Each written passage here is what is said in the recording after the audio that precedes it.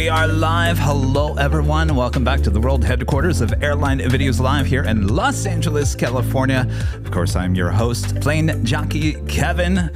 Welcome back for another episode of Plane Jockeys Live. Oh, boy. Oh, boy. You got two guests here today. Let's bring them on. Jerry and Jilly with Big Jet TV coming to us from the UK. Hello, you guys. Hey, how you doing? Just looking at your airport in the background there, mate. You got a bit of LAX going on there, a little bit.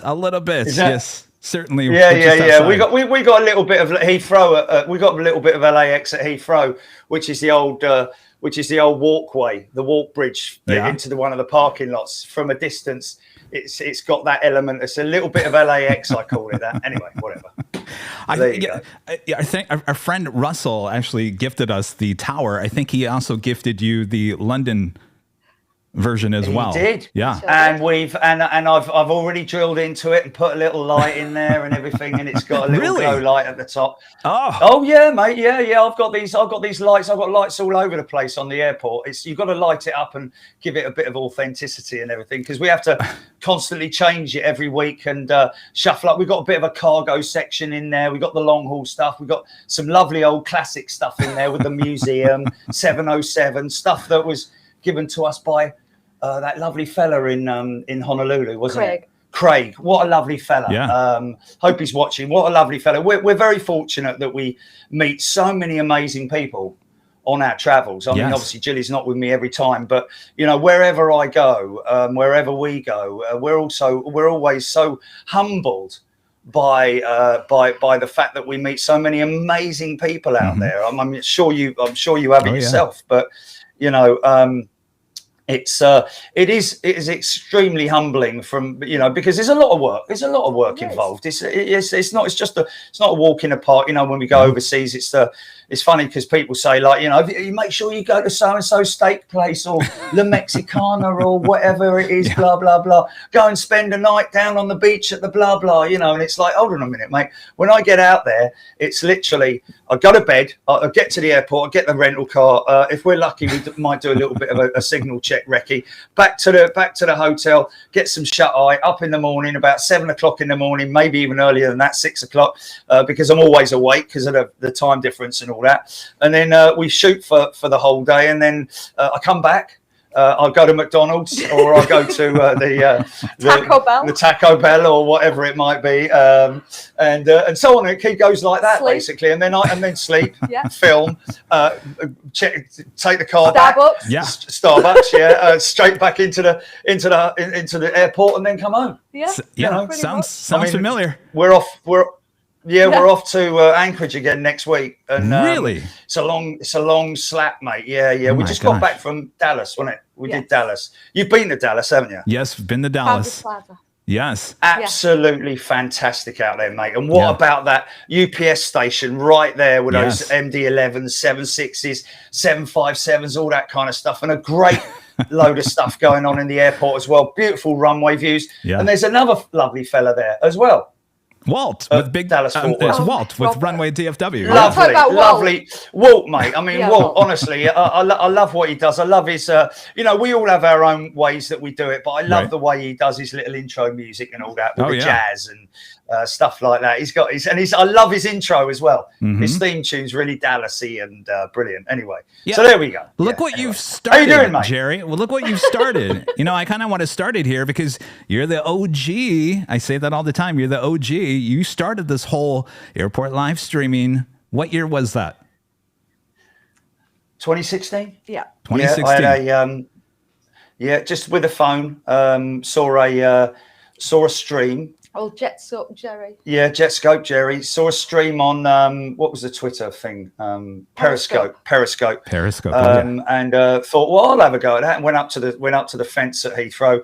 Very quickly got booted away from there. But you know, just that moment of being that close, because I've been traveling the world and doing all sorts of things, and obviously my father flew Constellations, Britannias. I flew on the DC-8 with him loads of times, so it just literally runs through my veins. You know, aviation is I'm everything about. I even dream the stuff. I'll tell Jilly about, dreams that I've had. Feel like I'm in the other night I had a fantastic dream. I was dreaming I was training to be flight crew for the Concorde. Because we've done so much about the Concorde recently that it was just one of those crazy dreams. But that's not Chachi. That's not Chachi. That's another cat. That's Jilly's cat. But yeah, we've where was I on that? Well, I mean, you Concorde dream. Yeah, but Jerry, I mean, you started it all, and look what has happened through the years. What do you think about that? Yeah, well, look, mate. To be honest with you, I'm very humbled in terms of other people doing it. But it's just one of those things that naturally there's progression, isn't there? You know what I've done in terms of what's more humbling for me is when I get these amazing emails that people send us, not prompted in any way about how we've changed people's lives and helped them through crisis like we did with COVID, where we went live for 75 days straight. Yeah. Insane. That was just one lockdown. That was just one lockdown. But 75 days straight. Yeah, every I day, think mate. It was actually 62. Okay, all right. Well, it was something, but even so, it was just like, I mean, what's 10 days between friends when you've done 60 odd days? Just insane, mate. I mean, really, really tiring, and but we did it because we all together were all together, weren't we? It was just that community. It was like meeting everybody every morning, and you wanted to make sure everybody was there and everybody was all right, because it was a way to sort of like forget about what all the crap that was going on behind you, and all that sort of stuff. And that's why we did it. We played stuff out, and but it's extremely humbling what I do in terms of the feedback that we get from people about what we've done, how we've changed their lives, literally. And for anybody else who can do that, I think it's fantastic. I think it's great. I mean, there's enough out there for everybody. Aviation's a big old industry, and if you've got an imagination, you can create something around that, which is as well as obviously the aviation, but the community as well, because that's what we've always said. When anybody says, what is the sort of like, what's your secret? It is the community, really. Just enjoying yourself. Yeah, Jerry, secret sitting next to you, Jilly, big part of the channel from the get-go, right? Huge. Yeah. Hello, Jilly. Jilly huge, doesn't mate. come on camera too often. Yeah. No, I don't. No, there she is. There she is. Can I go? She's the one that I'm speaking to literally, usually around about 11 o'clock in the morning. We don't stop from 11 o'clock until probably about 7 o'clock at night. If I'm not round here, this is Jilly's office. Obviously, this is the communication centre. You're getting an exclusive. Where she basically runs the whole show from in here while I'm out there. This is Jilly's house, basically, but that's Jilly's not cat. Usually a cat here. Yeah, not supposed to be in here. Real quick, funny story. Yeah, real quick, Jerry. The first time I met you in the hotel lobby at the H Hotel a year and a half ago, almost 2 years ago, I thought you were talking to me. No, you had Jilly in your ear. Yes. Oh yeah. There we go. Yeah. Yes. But wasn't there a cat? I have a picture of a cat in the H Hotel in the lobby. Okay. On a baggage candle. I don't know. Maybe that was a late night you were having there. I don't know. I've actually got the photograph. I will dig it out. Okay. All right then. But yeah, it is like, when I fly, either Jilly picks me up or, it is literally picks me up, takes me to the airport. As soon as she leaves, I'm on the phone with her all the way through till I'm taking off, and then as soon as I get off the other end, she has to stay up, which is amazing as well. That's what you have to figure out as well, is that Jilly has to stay on that same time zone as me. So the last time I went to Anchorage, she has to stay up till about 3 o'clock in the morning. For when I arrive in Anchorage to go and get and she doesn't like to sort of like sign off until I've got the car and I'm checked into the hotel, and then it's all like, Jilly, and then it's eight hours and then back on again. How do you feel about this, Jilly? I don't know if anything any different anymore, but I can't do it any other way. Yeah. He can't be left alone. He's into trouble. But yeah, no, I can't go to sleep until I know, like, I mean, the main thing every single time, apart from obviously Jerry arriving safely, is that the equipment works. So when he gets somewhere, I can't rest. I cannot go to sleep until we have that connection stable. Everything's good, ready for tomorrow. And then I'll go to bed. And Anchorage is a 9 hour. And sometimes it's seamless, isn't it? That whole transition. Other times, well, to be honest, it's not, is it? But you know, very often he goes somewhere and he just turns it on, and I'm like, yes. I try my hardest to stay calm. It's so stressful. It is very stressful. It's unbelievably stressful. But I must say, it's a lot less stressful than it used to be. Because in the past, it used to be like.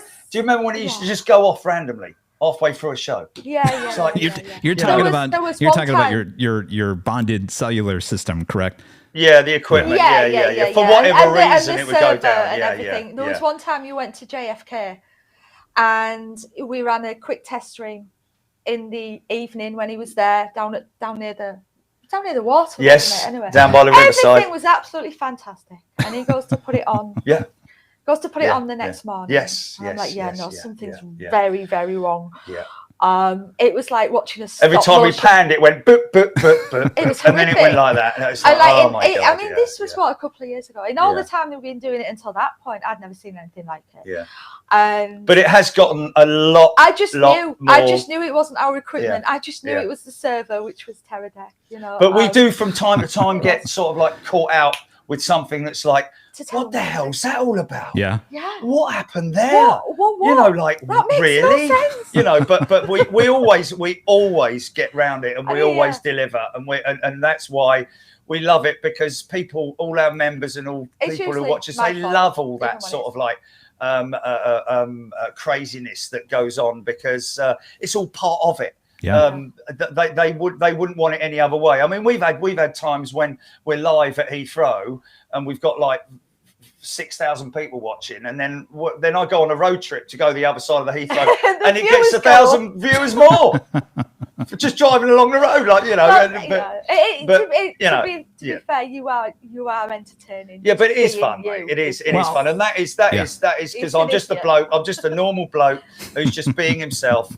I've always been a bit lively, and I'm so lucky, so fortunate that I found something in life which is part of my life, which was always part of my life, but I've managed to take and do what I did with downhill mountain biking in the UK, take it from cross country, sort of like just normal little cross country, to like almost like motocross, but on a mountain bike. And I've taken aviation and I've turned it into something that, like, the kids love it, like little kids 5 years old. Jerry just want to, is Jerry on the telly and all that, and granddads who are like 99 years old and all that, like, I show you on TV today, Jerry. I love it and all that.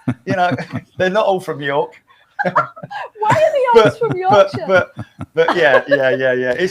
We're so lucky, man. We're so lucky, and that's why I'm so happy. It's because there's no all the hate and stuff. That's all gone in the back. It's all been washed off down the drain and gone now. And we've just got lovely people that we meet all around the world, like yourself, and we're so lucky to be welcomed as well when we go overseas, and I respect everybody for what they do, just so long as they're grafters, so long as they work hard, so long as they're not just in it for the money, because there are a few people out there, let's face it, who are just in it for the money. However, there are a lot of youngsters out there who are doing it, who do it for the love of what they do, regardless of if they've got 40 people watching or whatever it is.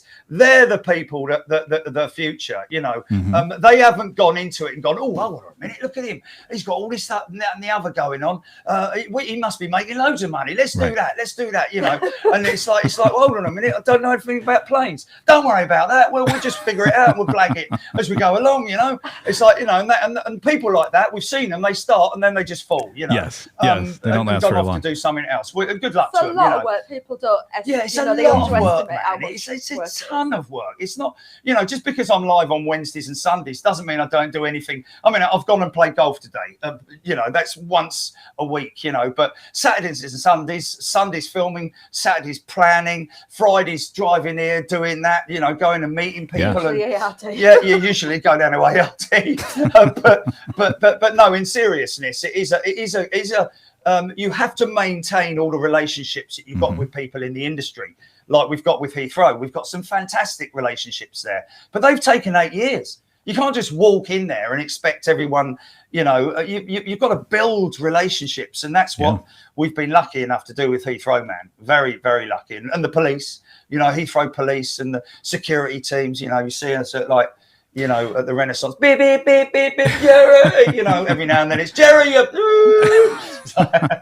you know, but it is great fun, man. I really enjoy doing it. I love aviation. I can't get enough of the noise. But the engineering, but also the vintage stuff as well, right the way back from the beginning, you know, with the old Conways on the 707s, right the way up through to those huge, great big modern engines that you get with Rolls-Royce and the GNX, you know, the 9X that's just blowing things away, and then the technology that's constantly moving on from there. It's a bit of a shame that, you know, like in Formula One, they have like every week you'll have a car with an upgrade, you know, have a new front wing on it or a new rear wing, or they got these new guide vanes and all that kind of stuff. It's a bit of a shame they don't do that with aviation, but obviously the reason why they don't is because it costs a serious amount of money.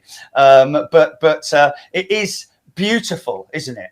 The aviation, it's just everything about it from every angle. I really don't understand it when somebody says an aircraft, any particular type of aircraft, is ugly. I don't understand that. I really don't, because every aeroplane, even the old Russian aeroplanes, you know, they have their own little look about them and their own, you know, because if you say you remember a Tu-144, it comes into your mind. Oh wow, yeah. Wow, crazy old thing. You know, remember how the Russians used to copy the VC-10s and all that sort of stuff and try all their Russian aircraft. Yesterday, did you see the new Russian aircraft? I told you, I said it on the show. It's an A220. It's an A220, isn't it? Are you talking about No, the fighter jet. Oh no! I'm talking about the new, because obviously the Russians, they're having to build their own planes, aren't they? Right. So so they've built a new plane. Have you seen it? It looks like an A220. It's basically an A220 with an IAE V2500 engine on it, and they're having problems with the engines. So you know, it's quite funny.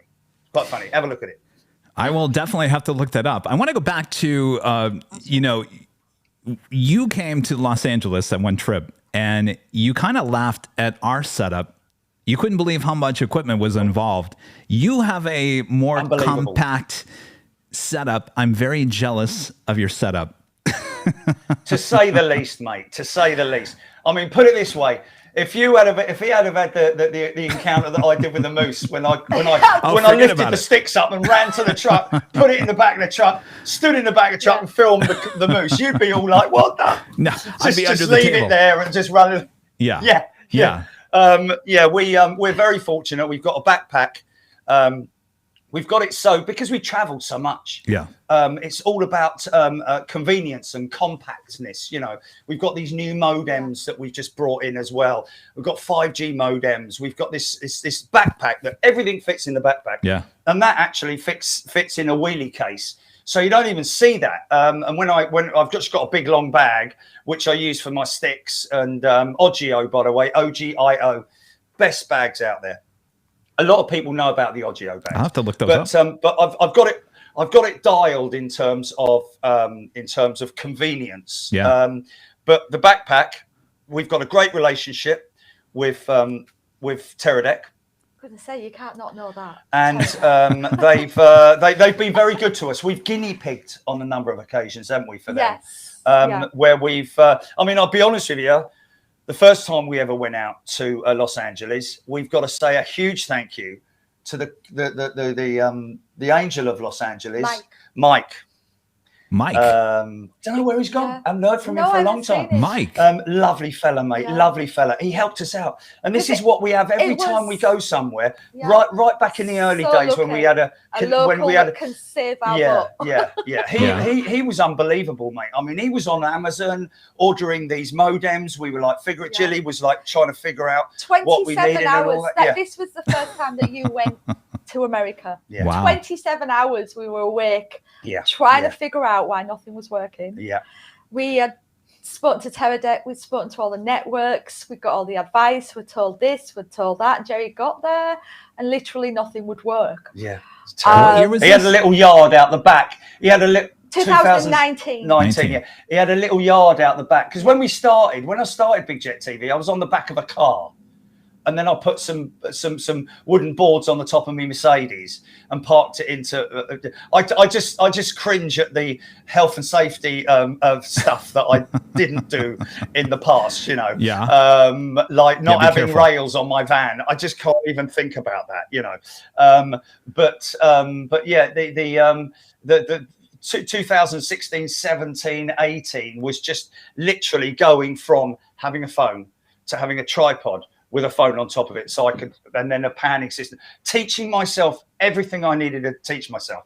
Luckily, I had Johnny at the beginning, who sort of like we winged it basically. But when Jilly came along, and that was just a moment in time where Jilly was there, but then I realised literally in one phone call how important she was. It was in one phone call. I'm a very good judge of character, and as soon as I spoke to Jilly, when no one else was around me. When no one else was around me, I was able to speak to Jilly one-on-one, and it was like, mate, and that was it. That was it from then on, wasn't it? You know, I was walking on the Naysmire. I think I've spoken to Jilly every single day since that day. Wow. Literally, isn't it?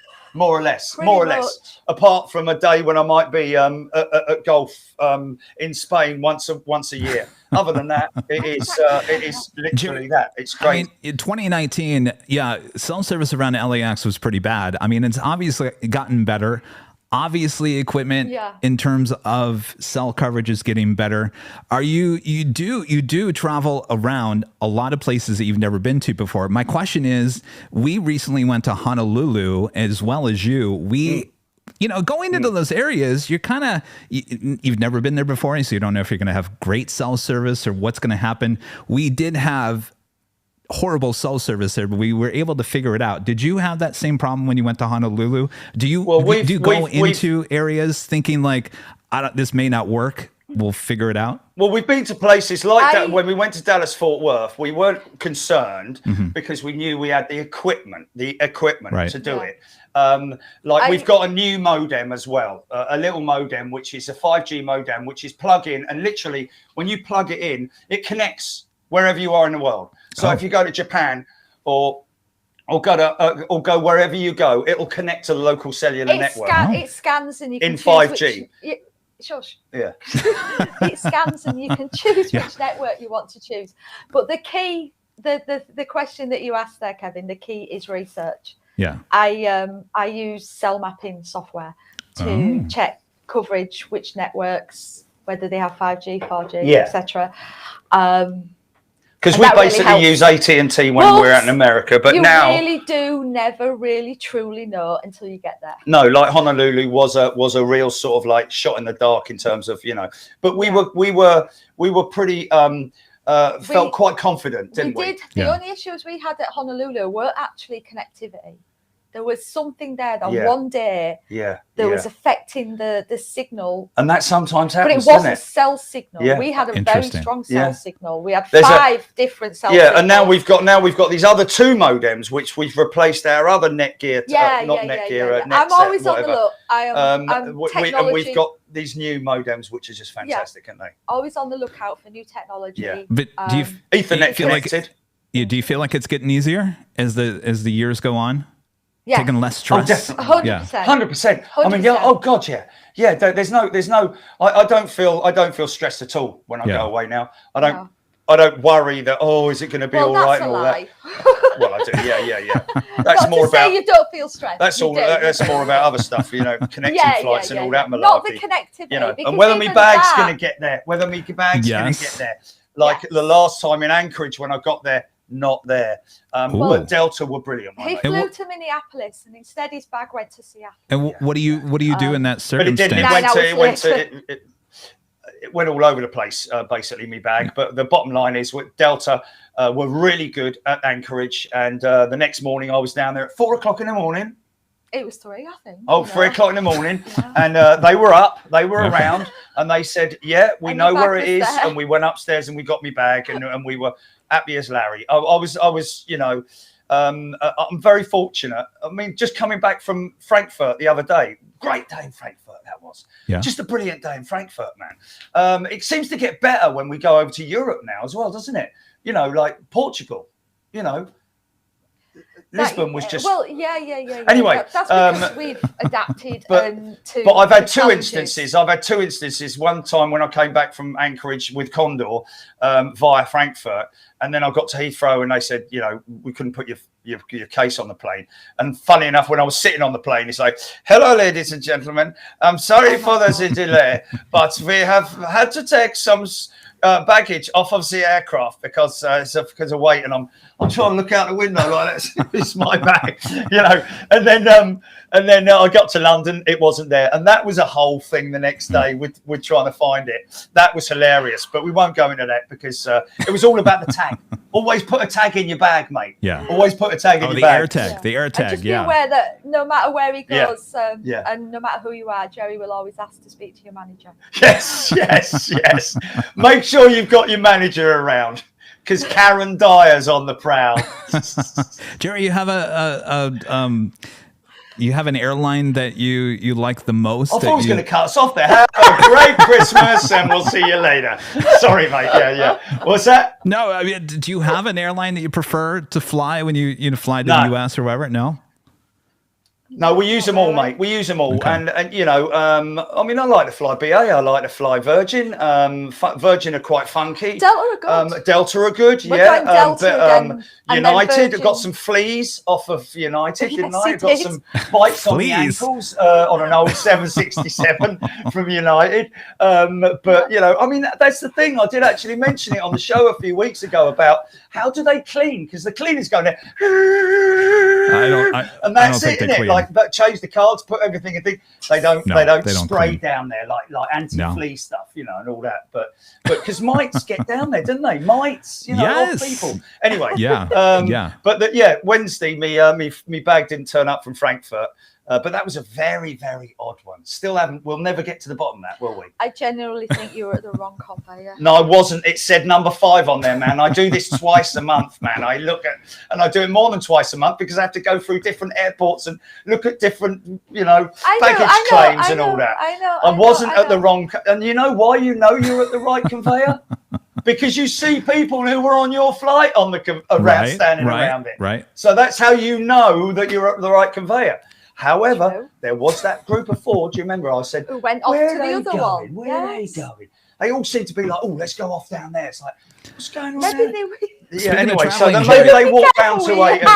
Anyway, the poor bag was sitting there all crying, like, "Where have you been? I've been sitting here for hours." Speaking of traveling, do you travel to the US at least once a month? Is that pretty much what you've been doing? And tell us where you're off to next. Anchorage, mate. Anchorage. One of the favourites, to be honest with you. And this time, we're going to be doing the. I believe we will be in Minneapolis snow, mate. In a week's It's going to be time. snow. It's going to be snowy. Yeah, it's going to be snow. Really snowy. And look, this is me doing a. Hold on a minute. This is me doing an ice angel. Watch a snow angel. Hold on.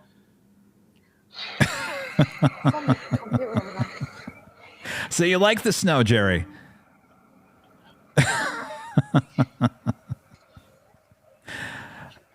Jerry, made him do that, by the way. So obviously, you've chosen to go to Alaska this time of the year. Is that on purpose, or are you looking for something? You know what, mate? I mean, it is. Yeah, I mean, this time of year it's de-icing, isn't it? Yeah. You know, anti-icing, de-icing, and defrosting. You know, it depends on how long the aircraft's been at gate. You know, if it's a quick turnaround, they'll do them off down at the gates. Right. You know, but up here they'll bring the Type 2 and Type 3 up, but also the snow clearing. Last time we were there, it was amazing because we saw them doing a sort of like a test, wasn't it? It was what do you call it? A pre-snow test with no snow. Right. You know, the whole teams were following each other around. Like there must have been 30 or 40 vehicles, all sort of like following them. Yeah, doing the dry run. Literally, it was a dry run and all. But they were doing the whole runway. They did the whole runway. They came up. They went opposite me and all that. But you've only ever seen them doing it to that extent in the actual snow. So when we go out there, we're obviously out there to see the operations. I mean, I love aviation. A lot of people come to Big Jet TV for the community and the aviation. Right. But there's a lot of, and we're very, very lucky to have so many technicians, engineers, pilots, so we can have that conversation. It's like having a conversation with my dad.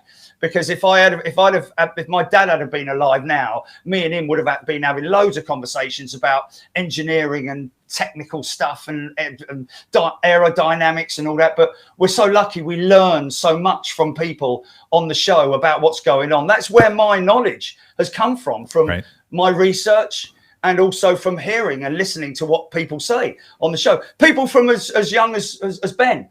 You know, who knows stuff, you know, and pilots tell me stuff and it just goes into your memory banks about, you know, particular aircraft types and engines and reasons why they do this, the de-icing, the system that they use for de-icing. I mean, we're hoping to get out to Chicago as well for their huge new de-icing pad as well. Right. And at Frankfurt the other day, we were right opposite the de-icing pad where we've had a huge, great big like retro jumbo right in front of us being defrosted, like all like it was all over it. You know, it's just an amazing thing to see all that engineering going on in front of you. You know, and that's the sort of thing I love watching on TV. Right. You know, with Discovery Channel and History Channel, all the interesting stuff. But then you've got all the noise and the action and all that, and that's what drives me. It has become a lot easier in terms of the travel, but you know, every month we'll go to one long haul destination,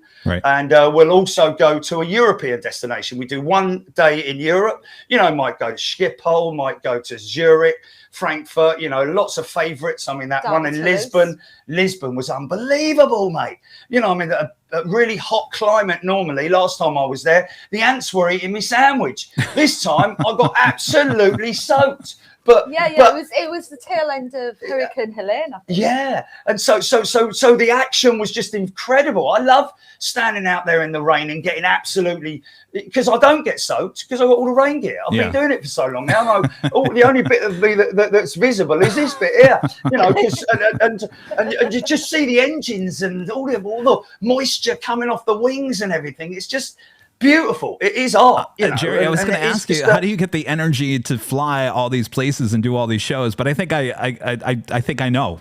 I mean, you get excited. Yeah, I can just see it right now.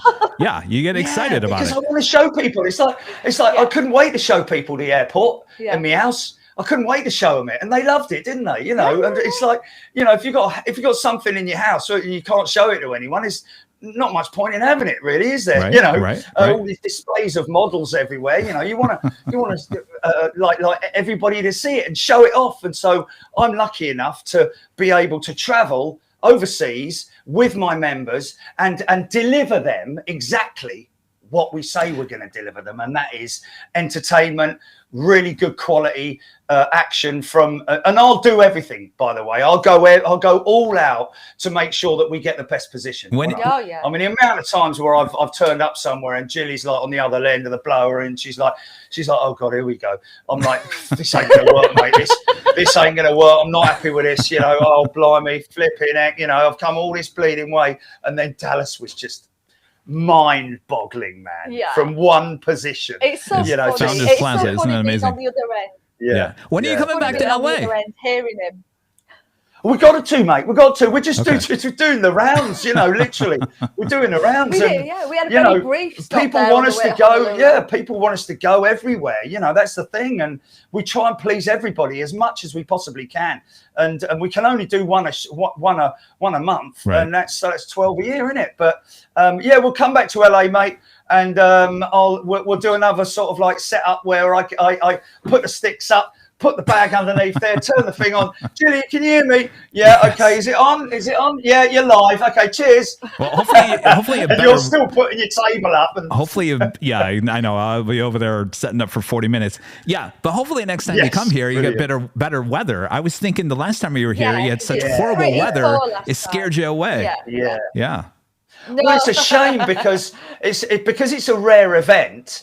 When we've had, to be honest with you, we've only really had one event like that in London where I literally turned up and I couldn't see the other side of the road. Yeah. Do you remember that? Yeah. But every now and then there'd be a little, because of the reversers. Yeah. Because of the reversers, they blow a little hole in the fog, right? And you'd be able to see them go whoosh, through that hole, and that would be it. But with your one, when we were out in LA, I was hoping that we might get some beautiful wing thermodynamics and all that kind of stuff, and maybe blowing the clouds and all that sort of stuff. But it didn't, did it? It was absolutely pea soup. It was insane. So we've got to come back. I'll be honest with you, Kevin. Yeah, I prefer cooler conditions. Yeah, I can tell. With the chance of rain and definitely clouds. Like Miami's good, isn't it? Because Miami's got that thing that comes in, doesn't it? You can see the clouds coming in, and then there's all that big rain and lightning and the beautiful cityscape and all that sort of stuff, and jumbos coming past you, and it's I always like it to rain. I always want it to rain, man. That's the big difference between you and I. You have a lot less equipment. I got too much equipment that doesn't like the rain, unfortunately. Yes. I know, Jerry. I got to work on that at some point. That's Hold on one second. Mate. All you do is you can get a big plastic sheet. We got to work on that. We got to work on a lot of things, including getting Kevin's arm back. We have some super chats I want to get to. Russell, our friend Russell, with a $10 super chat says, "I'm glad everyone is enjoying their towers. Jerry, will you and Jilly make it to the Kempton Fair this Sunday a.m. before your show? I'll be at ARD Saturday. Yeah. Hope to see you this weekend for 5 minutes." Russ, you are in my diary on my phone. You are on the planner for it's Sunday at Kempton. Yeah. Saturday at ARD, isn't it? Or something like that. So yes, mate, we will see you. And thanks again, Russ. Really appreciate that. Yeah, he really loves the tower. You didn't have to do that, man. Yeah, it's a great example. And I'll tell you what, I bought some tiny little iron threads as well, which I'm going to use for the cables on there as well to authenticate it even more. But it's got a light in it now, and I really appreciate it, mate. Thanks, Russ. I love that you. And of course, everybody knows Russell. That is Gemini Jets Russell, by the way, folks. Correct. Yeah. That's the bloke that makes those amazing models, which we've talked about so many times. But the detail of those things is incredible. To scale. To 100% scale, in terms of like if you try and pick it up, you get pricked by all the masts on the top of the fuselage and below it as well. You got to pick them up really carefully if you're manhandling them. But yes, I'm just amazed by the detail and the fact that they are so detailed, because you can't pick a hole in them. And the fact is that, let's remember, those guys haven't got the blueprints to Boeing 747s or 777s or A350s or whatever. They haven't got that. So they have to, those builders, the people that make the planes, I'd love to see a version of that. How do they do that? Real quick, Danny, this must be an inside joke. Jerry, stop the Hilda Ogden impressions. Well, Hilda Ogden would be, oh, put your feet up, love. Come on, I just got to get under there. She was a cleaning lady in Coronation Street from many years ago. Ah, gotcha. All right. Danny. Gabriel with a $10 super chat. Thank you so much, Gabriel. Says, "Aloha, Jerry and Jilly. It was nice meeting you in Hawaii. and have those awesome stickers. Hope you're having a great day. Thank you, Airline Videos, for having them. Absolutely. Oh, wow. Aloha, Gabriel. Gabriel. Which one was Gabriel? I don't know. I wasn't with you. I was in the hotel. Man, honestly, again, I always feel a bit of an idiot, really, because I get so many people coming up to me, and there was a lot of people that came up to you. Yeah. And of course, old Patrick as well. You know, reverse ops. Yes. You know, lovely the fella. lovely couple that brought. I've got a Impact T-shirt.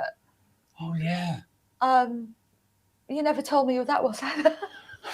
Wait, yeah, I feel very humbled, but also a bit of an idiot that I. So if you're watching, thank you. Yes, thank you. Janice says enjoying this. Thank you so much, Janice. Janice. Oh look, see that? It's Baby Yoda. Baby Yoda. Armin V, one of our great moms with the super chat, says hello, Kevin and Jerry and lovely Jilly. This is awesome. Question for both sides. What is something you really admire a lot about each other? Wow, look at that. Wow, that's a good question, man. I like that. I'll tell you what, I'll kick off with that one. Commitment. Jilly's commitment. I think he's talking about Kevin, not me. Oh. Well, no, it's totally fine. This is also a question for both sides. Oh, sorry. Yeah. Well, let me just tell you that, you know, I seriously admire Jilly's commitment to what she to what she does and what she'll never let me down, man. Never, ever, not once has she ever let me down. I don't get like, you know, oh yeah, I don't feel very well today. Can I come back tomorrow? Like, you know, or the cat's had a poo in my bed and I've got to clean it up. That is, no, you don't. But you did the other day when you said, what was it you said? You said, I couldn't understand you. You remember that? Oh yeah, got a curd. Have you got a cold? Yeah, have you got a curd? No, I ain't got a cold, man. I've been speaking to you all day, haven't I? I haven't got a cold. No, a curd. Oh, a code. Right, what on my phone? Oh, right, okay, not a curd.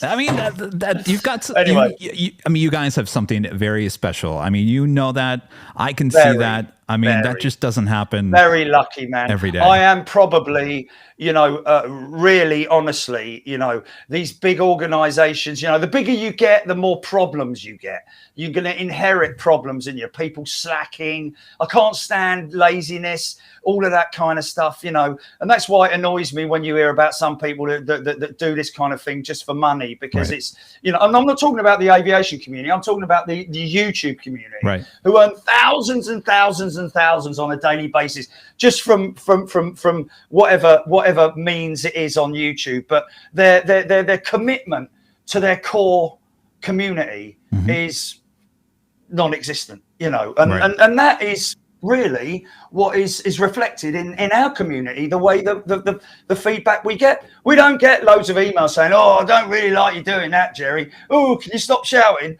You know, because, you know, it's people love it, man. People love it, and to be honest with you, there's if Jilly just puts up with me, man, she totally puts up with me. That is true. From here down to here, you know. I mean, you know, she must obviously take the headset off like that. Yeah, right, yeah.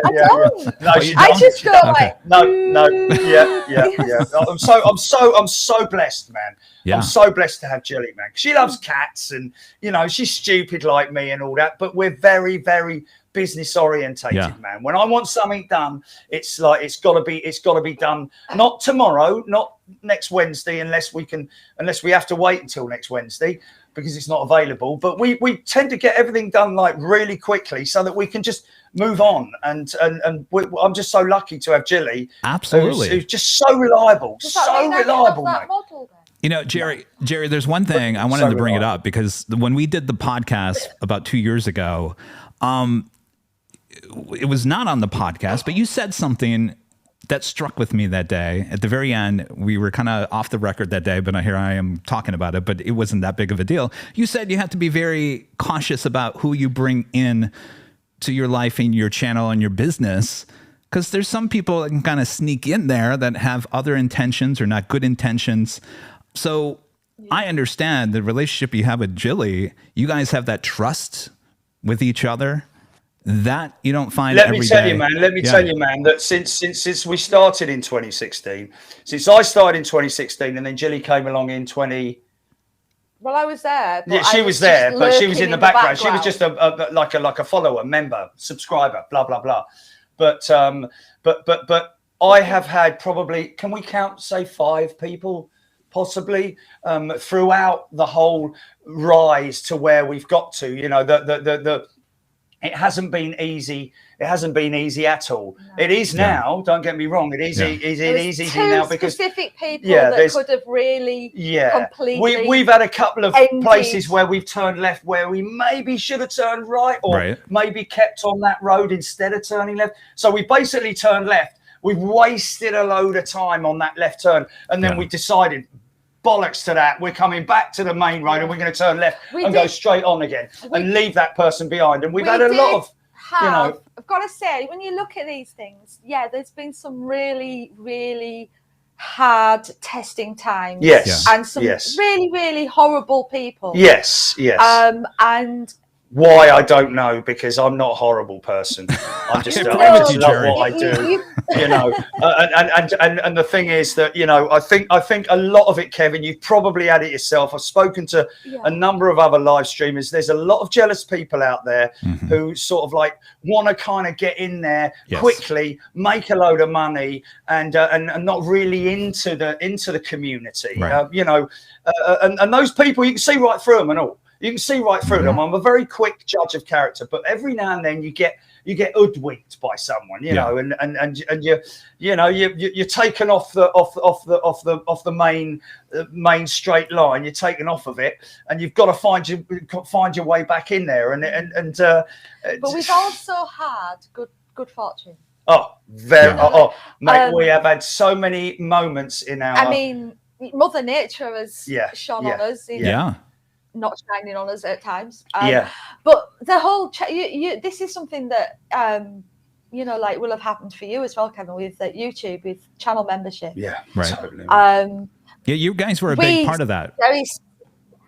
We were the starters for it, weren't we? No. We and some other people. But when it first came about, it was perfect timing for us. Because, as you know, we started on Facebook, but Facebook were changing their rules and regulations for. And there's some funny people on Facebook, man. There's some funny people on Facebook as well. And it's just a little bit of a sort of like, you know, but YouTube is dedicated. It's a dedicated channel. People say, "I saw you on telly, Jerry." Not from Yorkshire, but I saw you on the telly. We love you on the telly and all that. On the telly, you see? You don't see that on Facebook, people who watch you on Facebook. But membership, when that started, it came around. It literally... for a little time, we had to... Transition. We had to find a way to stream off our own backs without using a platform. So that was where... that was where something that was a transition point in our lives where it went very bad, but ended very good, because literally days after something like that was horrible, all of a sudden there was this channel membership. And but it was at that point as well where I spoke to you, wasn't it? Oh, this was a year later. Okay, but I know we've always been through that. But channel membership. Channel membership basically saved our ass when it did. You know, really. Yeah, because you guys, you have a different format than we have. I mean, we have, you know, these super chats we put on the air. You don't do that. You kind of rely more on the whole membership thing, correct? Yeah. Well, it's not so much relying on it, mate. It's just we do what we do. I'm just, I mean, obviously each to their own, man. Whatever you do, we don't, you know, it's up to everybody. A lot of people don't like it, Jerry. I think you might be doing a better thing. Mate, I don't do it. I don't do it for a reason, because I'm just, like I said, I'm a normal bloke, and I don't want people to be like, you know, oh, he's given 5. I mean, it's bad enough with gifting memberships. Gifting memberships is bad enough, you know, because I don't want people to feel pressurized in any way to give their hard-earned money, man. Yeah. There's people. I mean, okay, our membership, what is it? $4.99 a month is the first class where you come overseas with us. All the whole month. Yeah, European show, full membership, and we haven't changed it in 7 years. No, because it enabled what it actually did with channel membership, and it enabled us to continue with the model you already had. Yeah, exactly. Which was members got more content. Yeah. For small. Well, it's never changed. It's $4.99. It's never changed, mate. And $1.99 for a the price of things these days. And we totally understand when people can't afford it and all that kind of stuff. It enables us to travel and bring more content. But it doesn't enable us to have a lovely lifestyle or anything like that. Far from it. We're just humble people who manage to very lucky that have we a actually budget. Enjoy to do what we're doing. Yeah, so and enjoy it and enjoy bringing it to people. It's not hardship for me. It's not like, I'm like, bloody hell, Jilly, do we have to go like that? Hey, everybody, welcome. I'm really happy now, But Jerry, I'm very jealous of your van. That does sometimes happen naturally. I'm very jealous of your van. I'm very jealous of your van, though. I got to get myself one of those. Yeah, the van's a bit of an icon, isn't it? The van's a bit of an icon. She's been chewed up. She's been chewed up good and proper by the horses, though, mate. Like all the way around from about that height. They've chewed it with their teeth because they lick it because they think it's a big giant licking thing. With salt lick, a salt lick. Horses have salt licks. Of course, the roads in the UK with the rain and the wet and all that, there's salt in there, and then when it dries out, they just when I stand in the paddock, they just come around it and just chew all the way around it, and there's just teeth marks all the way around. Wow. Everyone thinks that I'm sponsored by Monster Energy, man, because there's just so many of these things going around the feet, But it's hilarious, man. I mean, it's ruined. It's $5,000. It's going to cost me $5,000 to have it done, but I don't care, man. I don't care. It's a bit of an icon, the old van, isn't it? Got a big set of tyres on her. I got to drive it once. Yeah, Jilly got to drive it. I'm jealous of it. But I wanted to go back to I wanted to go back to YouTube real quick because you guys have a good relationship with YouTube. You've been on some of their podcasts on YouTube. Do you feel like going back to the membership thing that will evolve and progress even more so? Do you see it's been going for, we talked about this the other day. We're actually, funny enough, scheduling. I've still got a message on my phone waiting to come back for our contact at YouTube to have a sit down and a discussion with them about how they feel that membership is working and gifting in particular. And how they could maybe improve on it or make it because you've got your settings. Can I be on that conference call? Can I be on that conference call with you guys? Yeah. Well, mate, the thing is that we have influenced them. We have influenced them. I did one, and Jilly did another.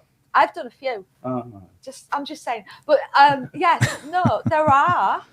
That's what we did with YouTube in the beginning. We kind of beta test for them. We gave them feedback. They asked for suggestions. Flew me to New York, mate. Wow. They flew me to New York to pick my brains with a load of other influencers and whatever, blah, blah, blah. They didn't take me. And I thought I was going all the way out there. And they told us kind of what they were planning to do. And my bag didn't turn up. Oh yeah, you had to wear a YouTube so my bag didn't turn up. I was all hot and sweaty. I had nothing to wear, and they said, well, it's going to be about another 2 days. I'm like, really? So anyway, they were all turning up in the meeting room with all their nice clothes on and all that. And I'm standing there in an old YouTube jumper. Why didn't you just go and buy another sweater? Because I didn't have any money, man. I didn't have that. Well, anyway, whatever. But it was like this sweater that they gave me. It was too tight, so it was like really, and it was woolly as well. I mean, the air conditioning was on, but it was a cold time of year, so they had it a little bit warmer. So they're all sitting there like, "Ooh, it's lovely in here, isn't it?" Yeah. And I'm like, "Flipping heck, I'm sweating me." Yeah, but anyway, what kind of things did you tell them back in the day? Man, that was funny though. That was funny because. Tell him. Yeah, but the thing was that I thought that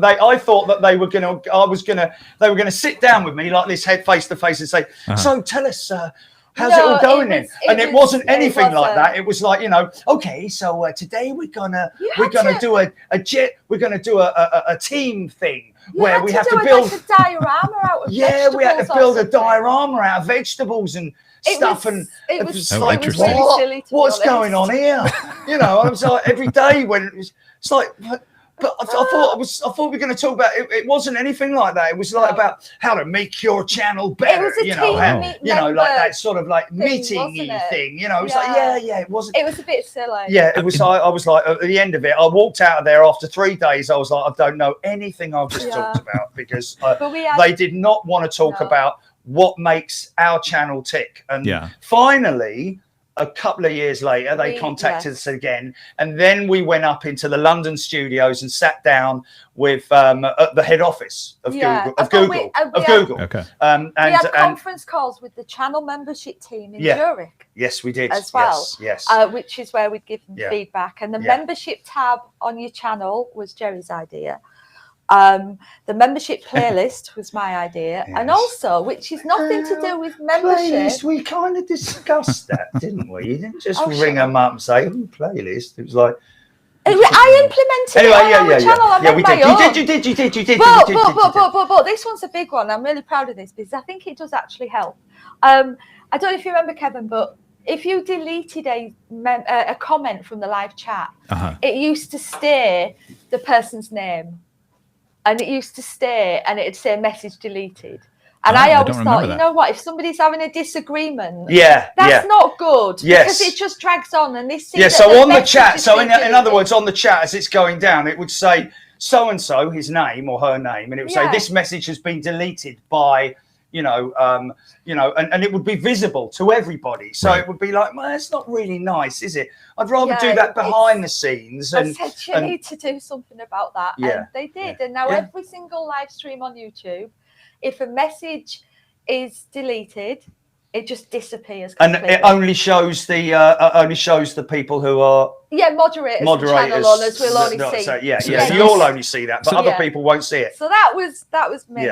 Yeah. Sounds to me like you guys are pretty committed to YouTube. Do you see the future of Big Jet 100% only on YouTube? Anywhere else? I mean, really, can you imagine having to? I mean, when we were investigating doing streaming it to a separate sort of like URL and all that old malarkey, can you imagine trying to procure like 9,000 people's business credit cards every month and payments and all that? I don't care that Google take 30%. No, I don't mind that at all. I mean, you try and get an agency to do that, they'll charge you a fortune. Right. So, and the fact that it's just like they do it, it's taxed at source, so everybody's paying their taxes, and then we just get a payment every month. The wonderful thing about YouTube is it's on everybody's TV. It's so easy access. Why would anyone go anywhere else? Having said that, if something came along that would be well, let me tell you something. We tried that. We tried that bleeding thing from the other day, didn't we? Musk's thing. We tried that. Wait, what? The satellite. Oh my God, he's on about Starlinks. Yeah, man. On the picture that they've got on the website is a geezer walking through the Everglades with his backpack on with a flipping satellite hanging out the back. And it makes it sound like, I can take that anywhere. It's all I plug it in the evening, I charge it up, I take it out there, and it will last for like 7 hours or something. Like, no, you got to have plugged it. We went all the way up there. We bought the bleeding thing. It didn't work. Then as we were coming back, Jilly was like, we didn't even get home. Jilly was unpacking it, and I was like, so how do you? What is it? Is it rechargeable then? Like all the other things, all the other modems that you get, And she was like, no, there's a plug here, and there's a power in the back. No, it needs to be powered. I'm like, well, look, you can't, So no. No, so that Starlink went literally. We bought it. I finally convinced him to maybe, like, there's nothing wrong with having all bases covered. You know, it's small. But we bought it in a place 10 miles away, and then we took it back to the other place about another 10 miles away, albeit driving through Heathrow, which is quite good because you go, planes, and all that sort of thing. But yeah, it's but the other thing is, I've got to say, mate, is the camera. We haven't mentioned the camera. We haven't changed the camera since we started Big Jet TV. And Panasonic know exactly who we are. Right. I phoned them once and I told them about, it's a long time ago. And I said about possibly doing some kind of a deal with them. I've since thought, you know, I don't want to be under anyone's, you know, thumb in terms of like, oh, you got to say this or you got to say that.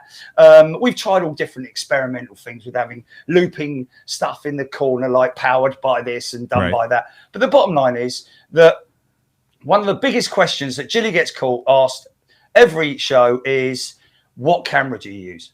Right. Yeah, and that little VX, that little VX one that I've got, mate, it's like bomb proof, man. I mean, that goes out in pouring rain with me. It's got a little jacket that I fold back and wind it round the top of it, so I've got a full exposure for the zoom. But then when the rains come, I just take the top off of that, pull his little jacket down like that, and he's fully waterproof. All of those, he's got one line coming out of the camera, and that camera is just phenomenal, man. I've got to say. I agree. Yeah, no, we had a version. We had a version of it. The problem is that we started doing night streams here in Los Angeles, and that camera is just not good at night. My question for you, Jerry: night camera in the future? No. No. You know what? Oh, excuse me. I won't. And the reason I won't is because when people talk about night cameras, I think about those wildlife programs where everything's green. Yeah. And I'm not into that. I don't want false light. What we have done, funny enough, in the last 2 weeks, a bloke told me, and Bernie, wasn't it? Bernie told me about 2 years ago, mate, what you got to do is got to put it on manual focus, then go down here, press the button, find something that's 2 miles away, keep pressing that button until it all turns blue and it goes perfectly in. And then you've got manual focus. Right. I'm like, okay, because all these years, because I can't you can't do that, and you can't focus and do that. Well, you need a panning arm. I need my panning arm like this, don't I? So and now I found it. But the other thing is that the VX3 it's due out any day. Yes, it's due out any there's a new day. We've got one on back order. VX3. And it's got night vision-y blah blahs on it, isn't it? Yeah. And the thing is, to be honest with you, as long as you can get, because you're not going to get anything long range, are you? Because all you're going to get is lights. If you're doing a night shoot, you've got to do it's airport. It's just got to be airport and infrastructure and aircraft coming past, taking off. Maybe a little bit of range in terms of like across the other side of the airport, maybe every now and then, but mainly it's what's out in front of you. And the beauty of those lights, people love the airports at night. I love an airport at night. It has a beauty about it, and it's a different monster in it in terms of, you know, planes that are all silhouettes, and they're like, oh, so whoa, blimey, where's that 767 come from? You know, has it got any taxi lights on, and it's just a silhouette, and then he comes out in front of you and he turns his lights on. It's like bang, you know. It's like, wow, man. So yeah, we're gonna do a lot more night stuff. Nice. Thanks to Bernie. There you go. All right, real quick. He does watch the shows. Just got an email from Anchorage, by the way. Oh, we just got an email from Anchorage. We want to get back to the super chats real quick. Stephen with a super chat. Thank you so much, Stephen. Appreciate your support. Our friends Think Planes there in Manchester. Simon and Liz with the super chat says it's so amazing having two of our favorite aviation live streamers and inspirations together for a chat. They're good people. Yeah. They're good people, Simon and Liz. They work hard. They're genuine. Right. That's what it's all about, being genuine, isn't it? They love their aviation. They work, don't they? They've got jobs and all that, haven't they? I don't know. Oh, okay. Yes, they do. But you know, they're hard workers. They're grafters. They get out there. Yeah. They try and put themselves in different places around Manchester and all that. And they do a great job. I know that. Yeah, they do. And a lovely, an amazing shot of the retiring Jet 2757 the other day, which I retweeted last night or this morning or wherever it was. But yeah, fantastic. They're committed and they like what they do, and they're you know. Yeah, it's important that you enjoy what you're doing. Yeah, exactly. They do really enjoy what they do. Yeah. Danny says, "Did you send the French policeman's at TLS his card?" Oh, yeah, that was a funny old one, wasn't it, Danny? Okay, yeah. No, we see you, Danny. Yeah, we got you, Danny. Gotcha. All right. Over my head, Alviner0293 with a super chat. Thank you so much, Alviner. Says, Jerry, I saw the two marvelous. Well, I tell you what, Yeah. 2 marvelous de Havilland mosquitoes in September. You know, where are you going to go to see 2 mosquitoes? There are a few examples around the world, Australia being one of them. Isn't it funny how haters just can't help but watch They can't help themselves. They can't help themselves, can you, Danny? Just do one, son. But mosquitoes, man, I mean, Australia, they've got one down in Australia. They've got one up at one of the heritage museums. But these are taxiable examples with the Merlin engines, and that is a very lucky person seeing 2 de Havilland mosquitoes in September.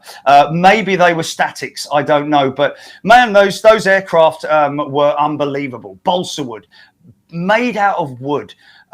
Unbelievably light and easy to manufacture. Literally slotted them together. They turned those things around. They could turn an aircraft around in a couple of hours, literally. Once they've got all the components together, the engines mounted, the wings just literally glued on, and then they doped it, and then it was out the door. You know, unbelievable. And of course, Guy Gibson, the very famous Dambusters commander, lost his life on a mosquito. So lest we forget. Craig Russell, the Super Chance says, hello, Big Jet TV. How are you doing? You got any more trips planned? I think you do. Well, yeah. I mean, it's, the thing is that we do have an app. We have an app, and can we get Anchorage out the way first?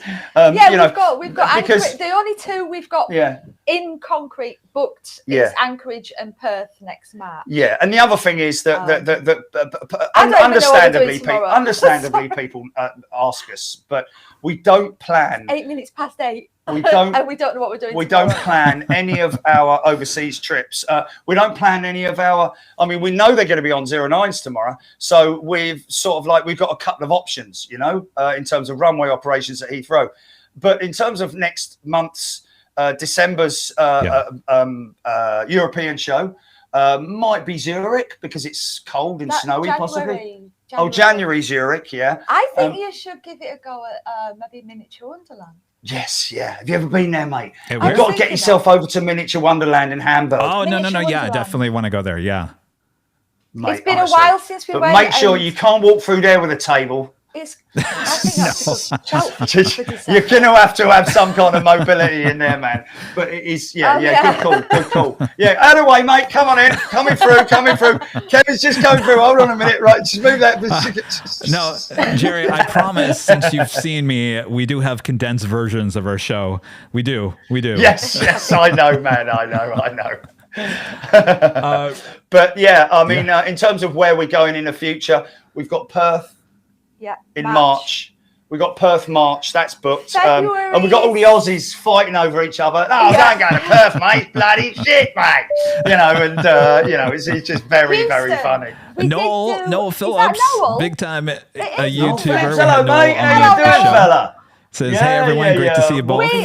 When will you be coming to Houston for a live show? Last time we went to Houston was the IL-76. No, that was Memphis. AN224. AN224. Sorry. It was the AN224 at Houston, wasn't it? Yeah. Houston, we seriously had a problem that day. Because the bloke that was supposed to be... Do you know what? It was literally the week after you last went to LAX. Yes. Oh. But we only went to Houston to do an operation with Antonov.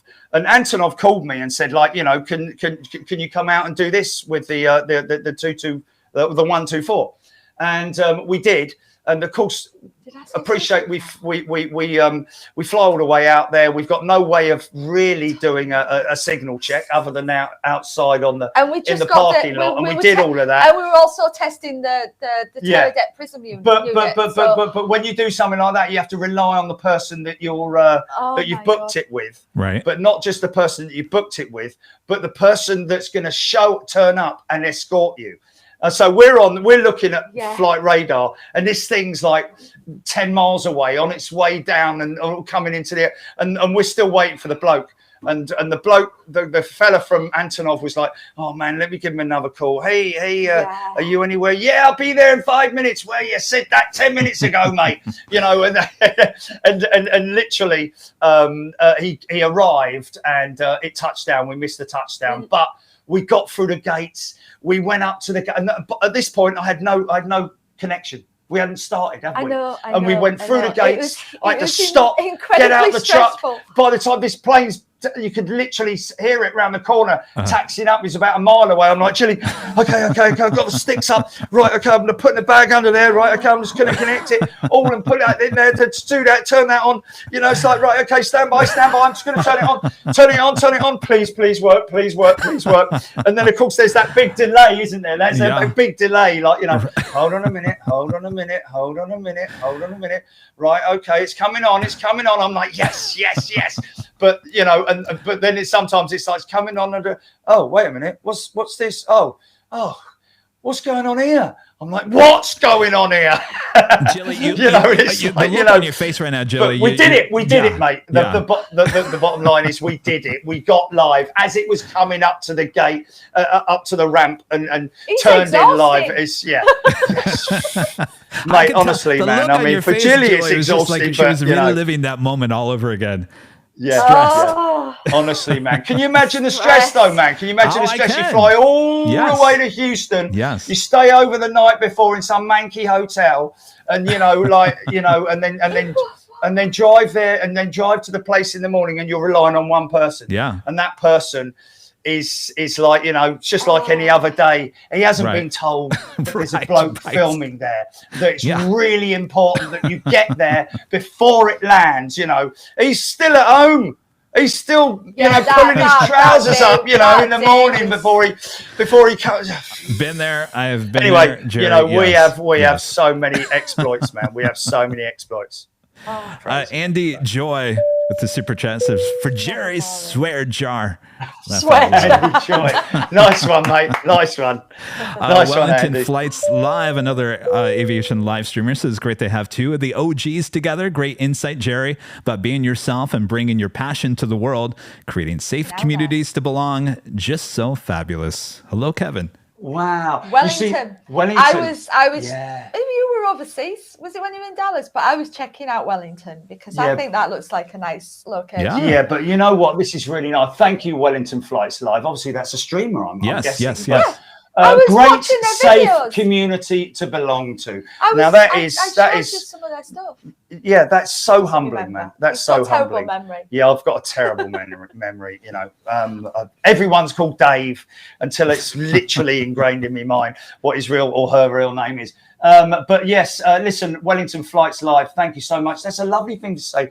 Creating safe communities to belong, because that's what a lot of people say as well, in terms of that it is a safe place, because it's difficult. Right at the beginning, it was difficult, wasn't it? And that's why we switched to YouTube as well, because of the safety of the community.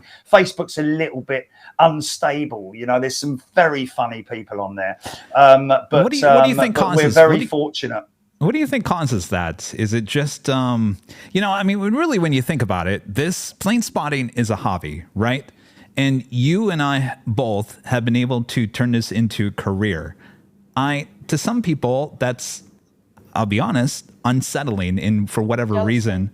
Do you think that's kind of like where that anger and I'll say jealousy probably potentially comes from? Because they're sort of like because they see an idiot, because I'm a bit of an idiot, but they don't realize that behind the scenes I'm a businessman.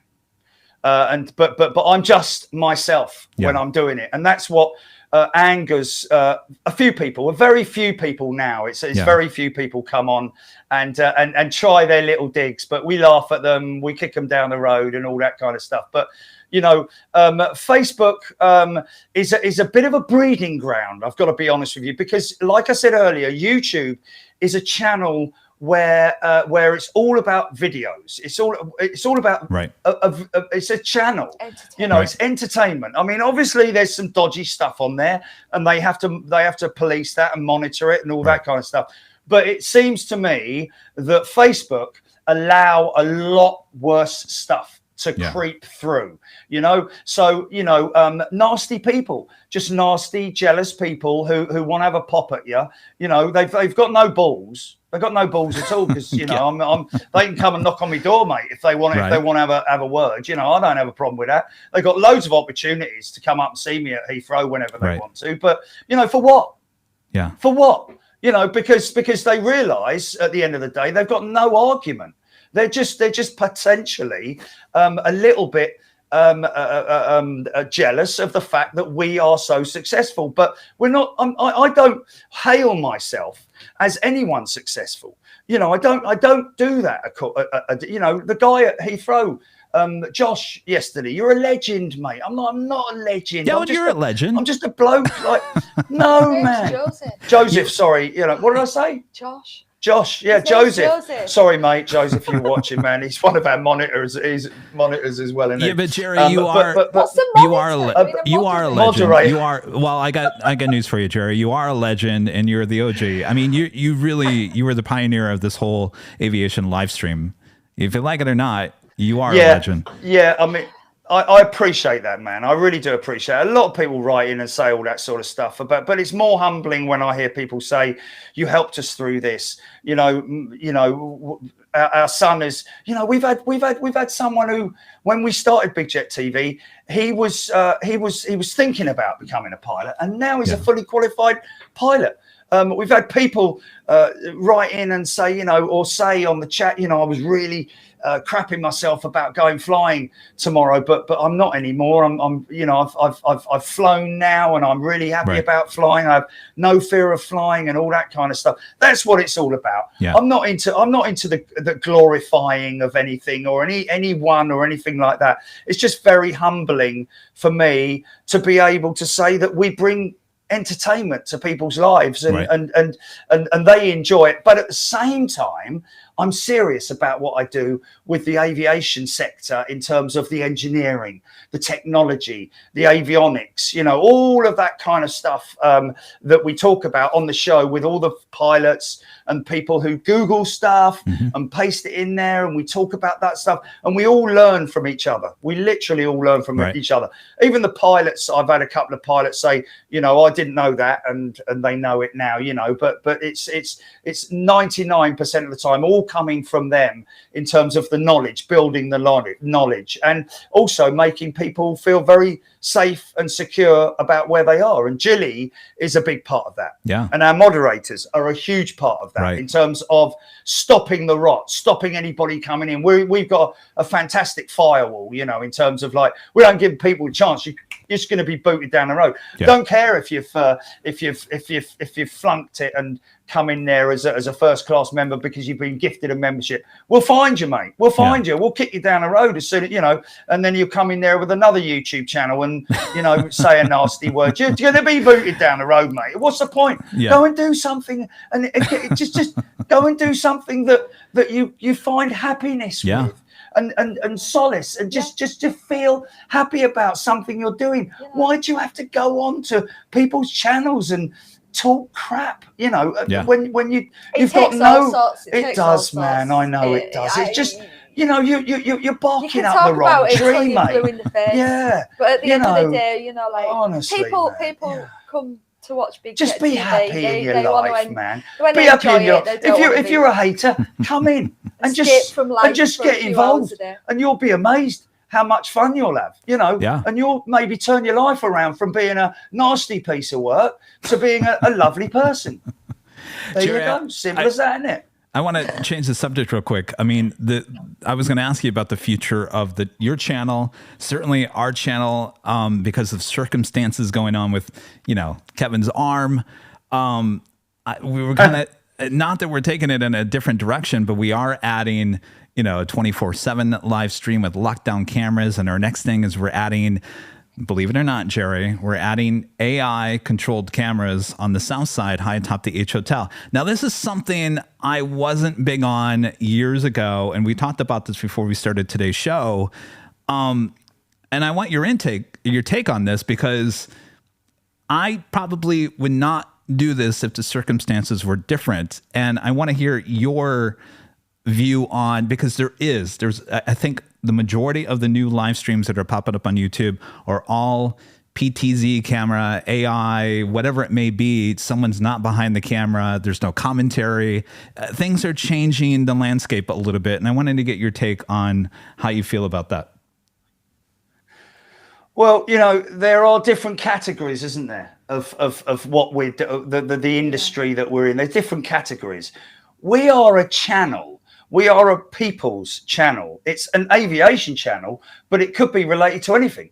I could be out there doing buses. I could be out there doing boats. I could be doing it out there doing anything. I'll just if I put my mind to anything, I'll find enthusiasm in whatever it is. Luckily for me, I don't know how many of the streamers out there, as father, whose family have been in aviation. So who has been in aviation all their life, like I grew up in aviation, drawing pictures of me dad next to his IAS DC-8 when I was a young lad, all really proud of my dad and all that kind of stuff, flying the old school planes and all that. That's why I love the heritage stuff. But in terms of the cameras, we've looked at that on more than one occasion, and we were approached by somebody who wanted us to sort of like get involved in all of that stuff. Again, saw right through him, wasn't interested. Eventually, another one I dodged a little bit of a bullet there, didn't I? Just sort of like dodged a bullet, but didn't take much of a detour off of the straight line, because I only had to have one meeting with him, and I was like, right, see you later.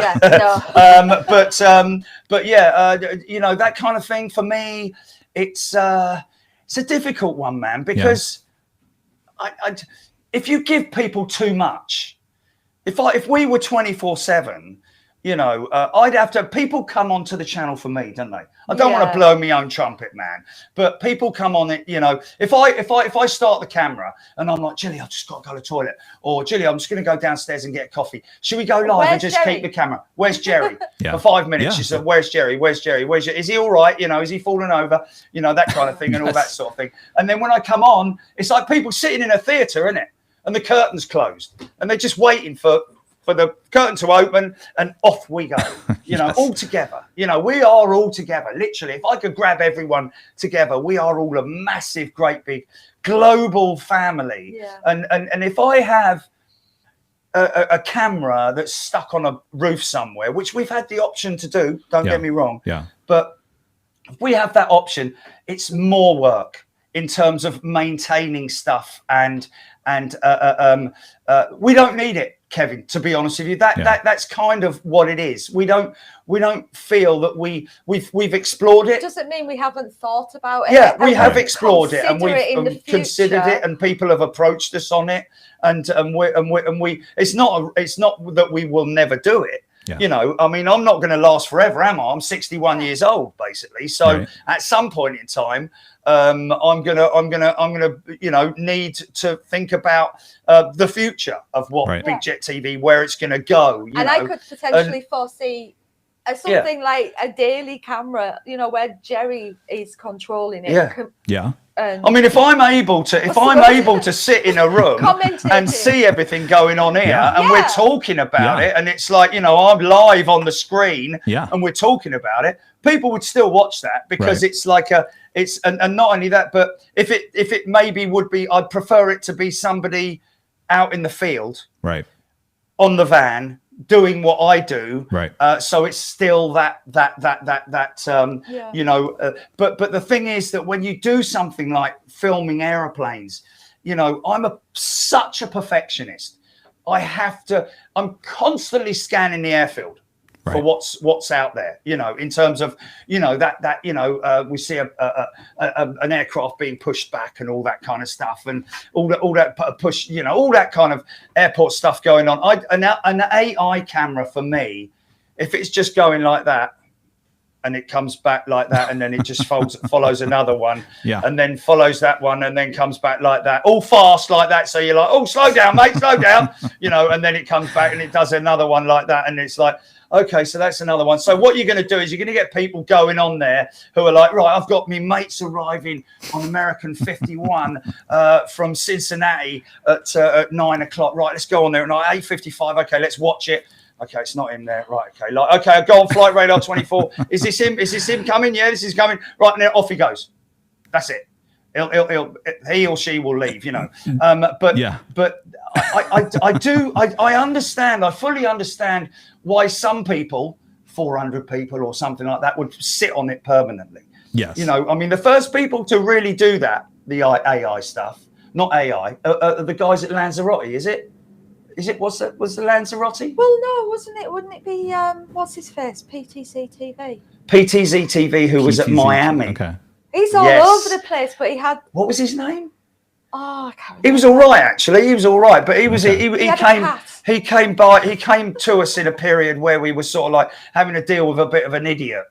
And so he kind of like he sort of like we weren't able to pay a lot of attention to him. I do vaguely remember you controlling the camera at Miami. Yes, yeah, we did. Yeah, we did a live. Yeah, and it was raining, and it was very sort of like, I mean, that kind of works in terms of people paying $5 or something for 20 minutes or something like that, where they get to control the camera on their keyboard and all that. I can understand that, but I would really want someone out there. Excuse me. I don't know whether. Did you hear that? Did you hear that? Yes. Sorry, Jerry, this is what I hear in my ear all the time. Once our AI 24/7 camera goes high atop the hotel, maybe you'll get your answer of what really happens with AI. Trust me, I don't expect thousands of people to tune in like we normally have on our all I'm saying shows. Is don't saturate it, mate. Don't saturate it. Yeah. You're good at what you do because you're there when you're there and you're known for what you do, you know? But if you go into another genre, you know, you're sort of like, you know, you're maybe sort of like going to be giving people... not giving people too much, but, you know, making, you know, if I was there every day at Heathrow myself, I don't think I'd sort of like have I don't think I'd have the sort of like, you know, the following that I do, because people like it. You know, like people say, like, you know, little Jimmy, like, he doesn't want to go out on a Sunday because he wants to watch Jerry on TV. You know, he doesn't want to watch the telly or anything like that. He doesn't want to go out with grandma. Is grandma coming over again? I want to watch Jerry, you know.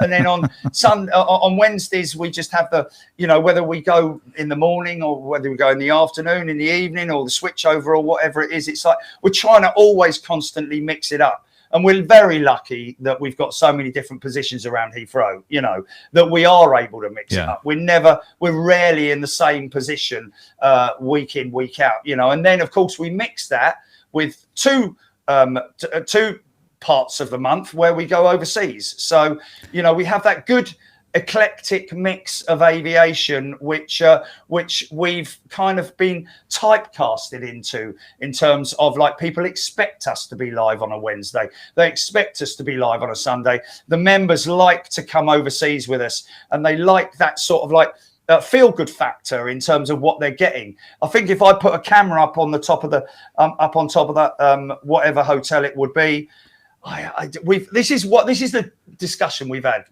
every single time, which is always ends up at being, no, I'm not going to do forget about it, can't be bothered, can't be bothered with it, you know, too much, you know. And you're relying on other people as well, the hotel, you know, what if it goes down and all that sort of stuff. It's no, trust me, it's been a process. It's been a process, but, you know, I mean, we're doing it more so because, mate, that'll be brilliant to tune into, mate. I'll look forward to seeing that. Yeah, well, we'll see what happens. I mean, you've always... Are you going to keep it going when your arm's better, when your arms, so you can reach it further than that?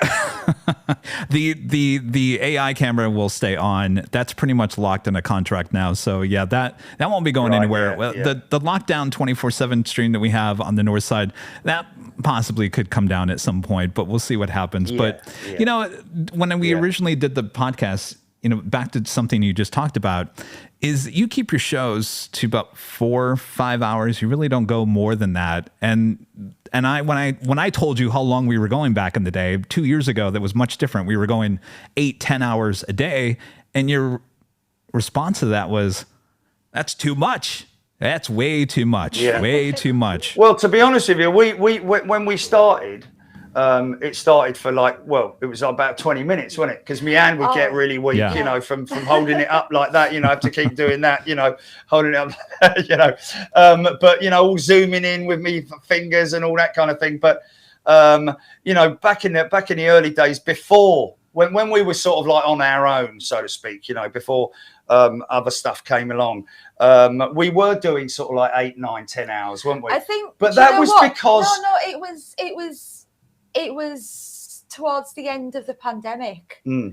When we you'd go out there and you'd literally wait like 5 hours after being live for 4 hours. You'd wait another 5 hours just because there was a 747 coming in, and stuff like that. And then you kind of gradually went. But I mean, Frankfurt on Wednesday members show, you were live for 9 hours and 10 minutes. Oh, wow. Yeah, we'll do that, man. We'll do that for our members. That's the thing for our members. It's generally all day. Yeah, I mean, I was at Lisbon.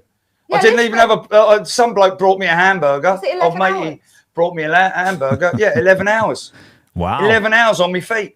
And that's why, you know, 4 hours is enough, man. You know, with what we do, we always have a nice lead in, but we always look for something that's coming in from overseas, like a 747 or whatever it might be that's coming in. That's the closeout for the show. We always have a couple for the road, don't we? You know, just to keep everything going.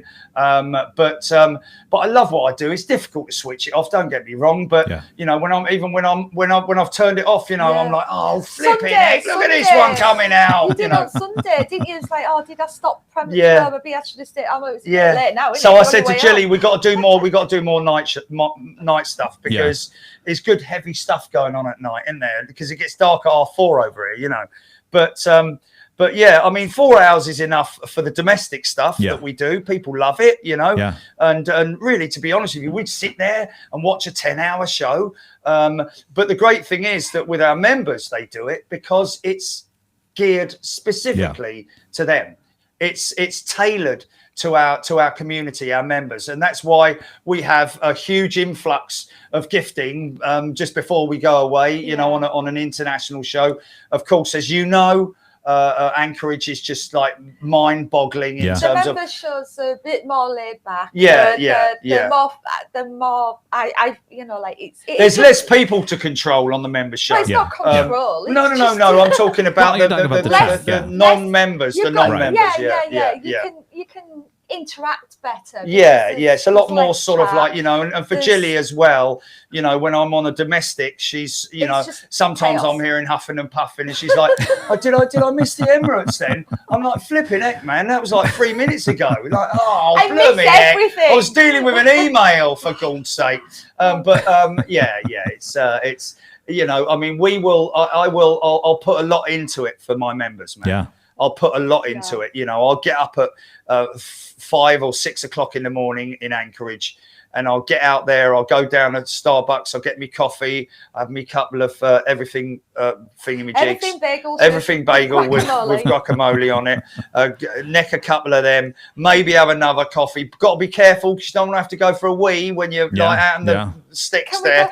You know, because of all the old bears and blah blah. Yes. You know, but then when you turn it on, you know, at least I've got Jilly in the morning. I'm not trudging out there on my own. You know, I've got Jilly in me here. You know, and so she gets a running commentary of everything that's going on right up to the moment. Right, we're going to turn it on. Here we go. I come up over that ridge at Anchorage. You know, you come up and you look left and there's just jumbos sitting there, and you know, it's just an unbelievable scene. And we might have something special this time at Anchorage, but we can't tell anybody anything about it. Keep it quiet. It's a secret. Taylor Ann says hello. Julia Flights live in Brisbane, Australia. Hello, Julia Flights. Yeah, we met them, didn't we? We met them out here, and we went to the courtyard, didn't we? Yes, we did. And Julia and Gavin brought us Tim Tams. They did bring us Tim Tams, and I had which you ate. Which I ate. Yes, thank you. And that is lovely to hear from them. See what I mean about all the lovely people we meet up all around the world, man. And you know, like I say, the hard workers, the nice people, the genuine people. There are some real idiots out there, but fortunately, they're very few and far between. I like the youngsters who just want to have a live stream channel and just show all their mates. Even if there's 40 people watching, just show all his mates about what's going on. And you never know, from that youngster's stream, there may be one kid in there who just comes on there and goes, oh, what's all this then? Blimey, okay, wow, look at those planes. Yeah. Next thing you know is he's 20 years later, he's flying a 777. You know, you never know these things, man. I think we've got some great people. Of course there is. And I think there's a lot of people out there that think that we all don't get along. We don't get along. Oh, great. Competition. Far from it, mate. I mean, there's no competition. There is no competition. This is not a competition. This is not a competition, man. It's just we love what we're doing. If other people want to do it, that's more than happy to do that. So it does make me laugh when people come on and say, "Oh, your competition is down at Gatwick or something like that." It's like competition, you know. It's not the Premier League. Yeah, no, it's not. No, it's not. It's like you know, but we do have VAR. We do, but we're not the only ones. And and honestly, man, it's whatever people want to do, they can do. It doesn't bother me at all, man, or us. You know, we just get on with doing what we do, and we won't. We won't change for anything, you know. And I agree. I think I'm just saying. I think there's a vision in a lot of people's mind, because I get a lot of that too. People come up to me and say, "Your competition," and I laugh at them as well and say, "What competition? There's no competition." But I think a lot of people, I don't know where this came from, that we just are trying to outdo each other, and it's just, you know, craziness. Mate, if anybody wants to copy what I do, which I'll be honest with you, happens on a regular basis. Yeah. If they want to do that, I feel humbled, because I kind of feel a little bit, you know, well, cool, man, because obviously I've done something right. And if they want to replicate it, then that's absolutely fine. And we do our own thing. We do not watch other channels. We don't see what other channels are doing. We're not interested in other channels. We wish everybody in the world the best of luck in the world. We've spoken to the likes of Julia Flights and Patrick and all those guys out there, all these people around the world. And we all seem to, like with you, we've spoken sort of off air, and we have that common ground and that common bonding. But you know, there's people that curtain twitchers, isn't it? There's a lot of curtain twitchers out there who like, oh, I saw what he said. Did you hear what he said about him the other day? Oh, it wasn't very nice, was it?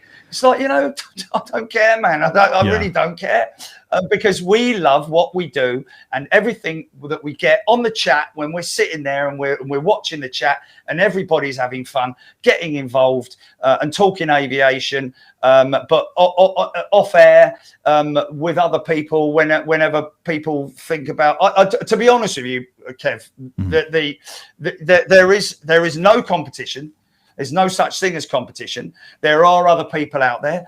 They have some people have different agendas than others. Right. Like I say, the youngsters. Anyone comes up to me, man. I've spoken to streamers. Anyone comes up to me who's a streamer or whatever, I'm like, hello, mate, how you doing? I'll embrace you. How you do? Like the poor fella who had to leave, didn't he? When I gave him that money to give him his gas money back to Wales and all that. You know, poor lad. You know, he couldn't afford to keep coming up here to Heathrow all the time because he wasn't earning enough money on the old. I don't even know if he still does. I don't know if he does down there or whatever, but you know, lovely fella, good lad and all that, you know, and you know, anybody who's honest and genuine, I'll help them as much as I can and talk to them all the time. I'm never like, sod off, mate, not interested in you, mate. You know, if you're a flipping live stream, it's like, it doesn't go anything like that. You know, I'm a nice bloke. Come and talk to me. Anyone come and talk to me, you know, from wherever they are from, you know, and we get that all the time, don't we? People visiting me, coming up to the van and like, help, Jerry, you know, you know, so, you know, you should put it on an hour. I have it on none. It's not supposed to come off at all. I don't know what's happening. It's you. Anyway, it's because I'm here. But yeah. Have we got, all right. Is it why Wings? Kia ora from Christchurch, New Zealand. Stoked to catch this collab chat with the best OGs in the bizzo. Thanks for sharing. Sure. That's so nice, man. Way. That's really cool. And I love your image there. That's obviously a 777 maybe. But mate, kia ora to you as well. Way. Is it Way? Would you say it's Way? I think it's Way. WAIWAI, Way.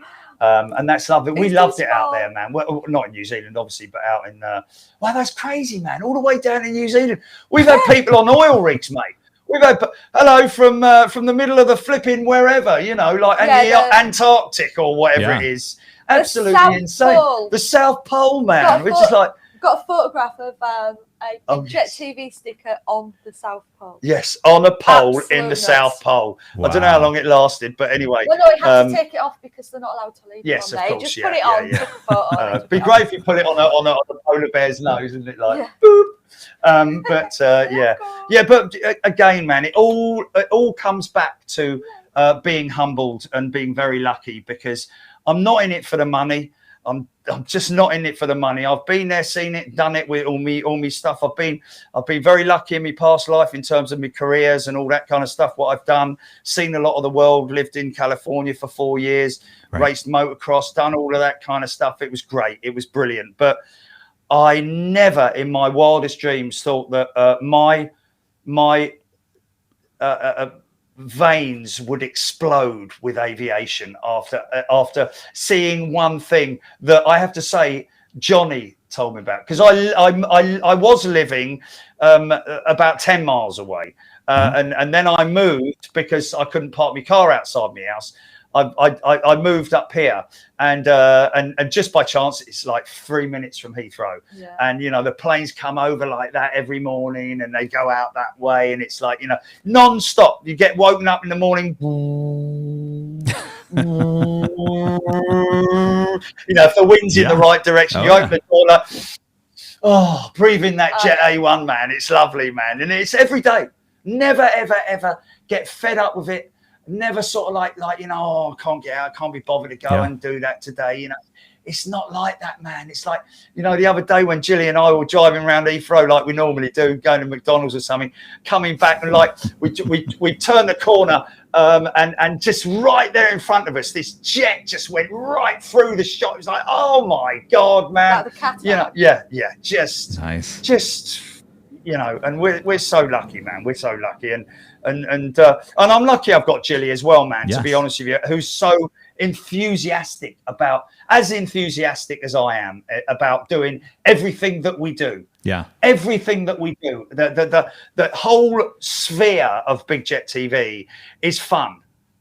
It's stressful at times, don't get me wrong, but it is amazing. It's like, we're so lucky, man. We are blessed. We are really, really blessed. And we're so lucky to have that amazing community and people like you around the world who recognize what we do, and we all get on together. You know, don't even bother giving the people that supposedly you don't get on with, don't even give them the time of day, mate. Just get on with your job. Keep doing what you're doing. You're doing the right thing, man. You know, you don't have to break your back because somebody else is talking crap about you. You know, so just brush it off like that, man. Just, you know, see you later. Brush mate, it off the broken shoulder. Off the broken. Yeah, you can't do that. You can't do that. And look, I can do all of that. I'll get back there, and Jerry. Jerry, I mean, and Jilly, what do you think we've kind of talked about the future of your channel. I mean, what do you think? Do you kind of just carry on with what you're doing now? We just literally day by day, mate. You never know. There's no future. There's no future in terms of, you know, what are we going to do? And like, we don't think about it. Don't think about what we think about. It's like what we're thinking about now is tomorrow. Yeah. You know, before I leave here now, we're going to finalize what we're going to be doing. We'll put a post out, let people know what we're doing, because people rely on us, you know. But in terms of, Jilly, what's going to happen in 2000 and where are we? 2024, 25 years, so 2029. It's like you told me the other day when you renewed something, it says, there you go, expires in 2027. I'm like, oh my God. And I remember like, you know, 5 years ago when there was something that I renewed, and it was like, blimey, really, 2024. I'll have gone missing in action long before then, because next year GTA 6 is out. So that's all I'm thinking about. So Yeah. Yeah, because Jilly likes her GTA 6. My co-host Rudy, he's a planner. He's already planning out summer, and I'm like you guys. I can't even think about next week. No. So we share that in common. Certainly. We don't have holidays, mate. We don't have holidays, and that's another thing with Jilly. You know, I mean, just every single aspect about Jilly, for me as somebody helping me run my business, is I don't need to improve Jilly. Right. Jilly doesn't need improvement. She's just molded into this whole person and friend, and just everything you need a perfectly good person to help you run a business if you're going to be running a business. You don't need 100 people in the back room. You don't need all of that. You can do it all on your own, really. I mean, Jerry, some of these winter shows with some of these storms that come in, I mean, you get lots of people, a lot of eyeballs watching you. I mean, do you not see the channel maybe taking on more full-time employees? Not in the future. Not in a million years, mate. Yeah. Not in a million years. I don't care if we've got 10,000 people watching or 268,000 people watching like we did on that day. An hour with Jerry, they'd be like, no, I'm off. See you. Yeah. Haven't you done that yet? Well, I was just going to go and get a cup of... Mate, I told you I wanted it done in an hour. No, I'm only joking. Yeah. But no, I just... I mean, there's a lot of people out there who are set in their ways in the way that they run their lives. But for me, I've always been a person that likes to get things done very, very quickly. That's why we evolved so quick with Big Jet TV. It's kind of unique. Yeah, really. We went out there and we contacted the best people that we could and just built it up, because I come from a business background. You know, I don't want to talk about what I've done in the past in terms of, ramping up businesses and all that kind of thing. But I'm one of those people who has a vision, and if that vision, fortunately, I've got somebody like Jilly. She sort of like pulls on the reins a little bit sometimes and just says, whoa, hold on a minute. Have you thought about this? And I'm like, yeah, that's right. And then we steer back on the course. And, that's why it's also perfectionist is what we're all about, is perfectionism and getting it right for everybody. Not just for ourselves to make our lives easier, but also for everybody else out there. I mean, this whole thing with 4K, we were talking about the other day, weren't we, to Screaming Emu, and we were talking about 4K and that all that kind of stuff. It was all a big thing, wasn't it when 4K came out? People going, "Oh my God, it's 4K! Oh God, it's amazing!" Yeah. And then there's no difference, and we stopped. We did it for a little while. Well, yeah, but we stopped it for a little while. Yeah. We stopped it after a little while, and then no one said, "Oh, why have you stopped 4K?" Isn't that amazing? Yeah. And the reason that, and the thing is that we just eliminated it. Watch on aren't capable of. Not everybody's able to watch 4K. Yeah. A lot of people watch it on devices, man, and it's a bit of a. The clarity is good. Yeah, the clarity is good. Yeah, but mate, really, when you look at this in 1080 60, it is just phenomenal, man. I mean, I sometimes. I'm watching it on a little tiny monitor for 4 hours or 9 hours or however much it is. I very rarely to sort of like look up and see this amazing machine in front of me. I look at it on a little monitor, and thankfully my monitor is exactly what other people are seeing, because it's a full quality monitor, and it just looks fantastic. And from every now and then, very rarely do we come back and sit down and look at the shows and all that, because we just don't have time, mate. But when we're picking thumbnails or we're doing this, we'll spend a little bit of time, and you look at it and you go, wow, look at that, flipping heck. It's why I put that post up this morning on YouTube with the engines spooling up, going past us, just unbelievable noise, and and that's what people want to see, man. Close up technical stuff, Yeah. So aviation. So we expect loud, noisy. The future of Big Jet.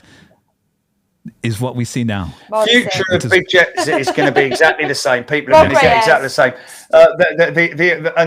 And no increase as far as we're aware. I mean, we were talking about that the other day. Yeah, we were about if somebody else increases it, if Google increases charges, then we will increase it. But as it stands at the moment, no. If Google increase that set amount that you have the set amount that Yes, there's nothing we can do about there's nothing we can do. So if they change it to $5.99 minute that level, for those level of then then we have to go with it. But to be honest with you, we keep it very, very fair. That's all we want to do is be fair to people, man. And if you consider some channels are like 6 years now. Yeah, it was November 2018 when we did our first members only show on YouTube with channel membership. It's 6 years, and to be fair to Google, they haven't increased it in 6 years. They've been very good, man. They've been really good. And we've been able to sustain what we do. So, but there's people on YouTube. There's people on YouTube like your friend the other day,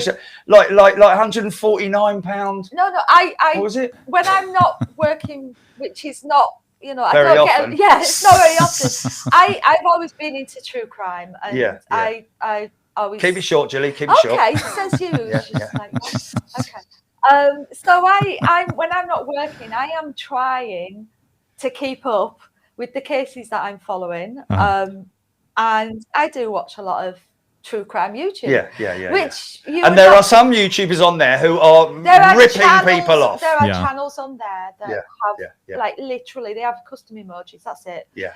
And they've got memberships for $129. Wow. I'm like, how can you do that? The thing is that with something like that, what you got to think of from a business standpoint is that you're going to reach a saturation point. Right. You're going to reach, people are going to keep giving you money, but they're going to run out of money, or they're just going to go on and do something else, or they just, the amount of people that give you big amounts of money is just going to get smaller and smaller and smaller until you reach that saturation point. And that's why we've done what we've done. We don't do gifting, super chat, because I don't want to put anybody under any pressure, and we've kept the prices as they are with the membership because we think it's really fair, and it works. And it works. Everybody seems to get on with it. Yeah. The only thing we've got is the super class membership level, which is the reason why we've got that is because lots of people came to us and said, "Well, I want to pay you more than $4.99 a month," and we had to make that whatever it is. That was basically because back in the early days when you first started, people paid for membership on Patreon, and people could pay more. I was one of those. Yeah, I paid £25 a month for my membership. Yeah. Even crazy, man, crazy. But some people continued to want to do that. Yes, so exactly. Those people who were there wanted to continue. So but we have a very, very stable, very fair platform in terms of pricing. I don't like to use that, but membership is just a very fair and stable platform where we don't take the piss.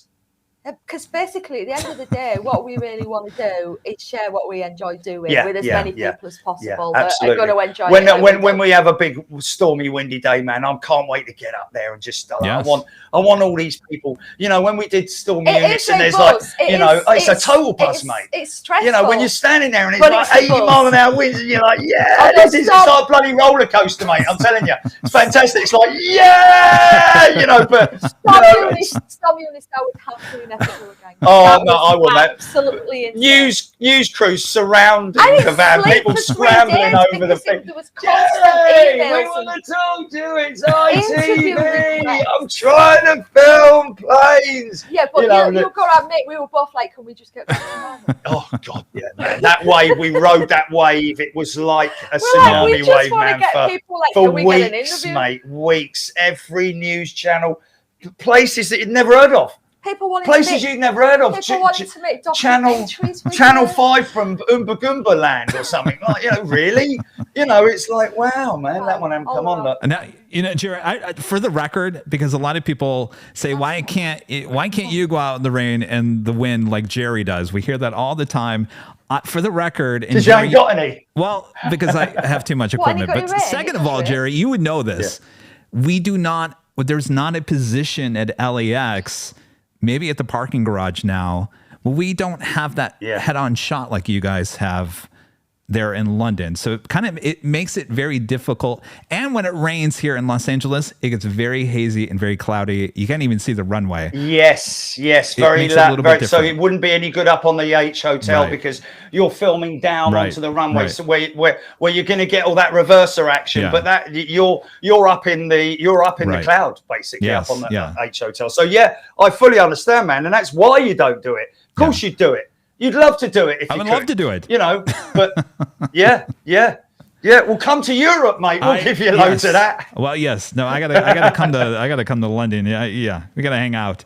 You have, mate. You have. Yeah. I'll show you the hot spots, mate, and we'll sort something out for you. Okay. Very good. So your next trip is Alaska. But have you got to bring your big desk? No, Jerry. I promise. We've got a small little unit that works very good. Yes. Okay. Here comes Kevin on the AM 124, right? This vehicle is reversing.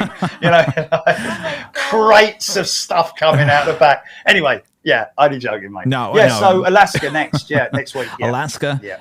Seems like you've gone to Alaska. This is your third time this year. Is it third time this year? Second, third? Eighth visit, isn't it? It is the third time. Third time. Year. Third time this year. Eighth visit. Is that one of your favorites? Is well, the thing is that everywhere's got variety, hasn't it? Chicago. The last visit to Chicago, mate, was phenomenal. Met BBLLB there, the 737 captain. Had a great chat with him. Real good vibe going on between me and him next to that runway. They hammering past us. Yeah. We went out over the freeway and went up the new freeway and drove up the bank and saw all this just unbelievable stuff in front of us. What was that fella? What was that fella's name?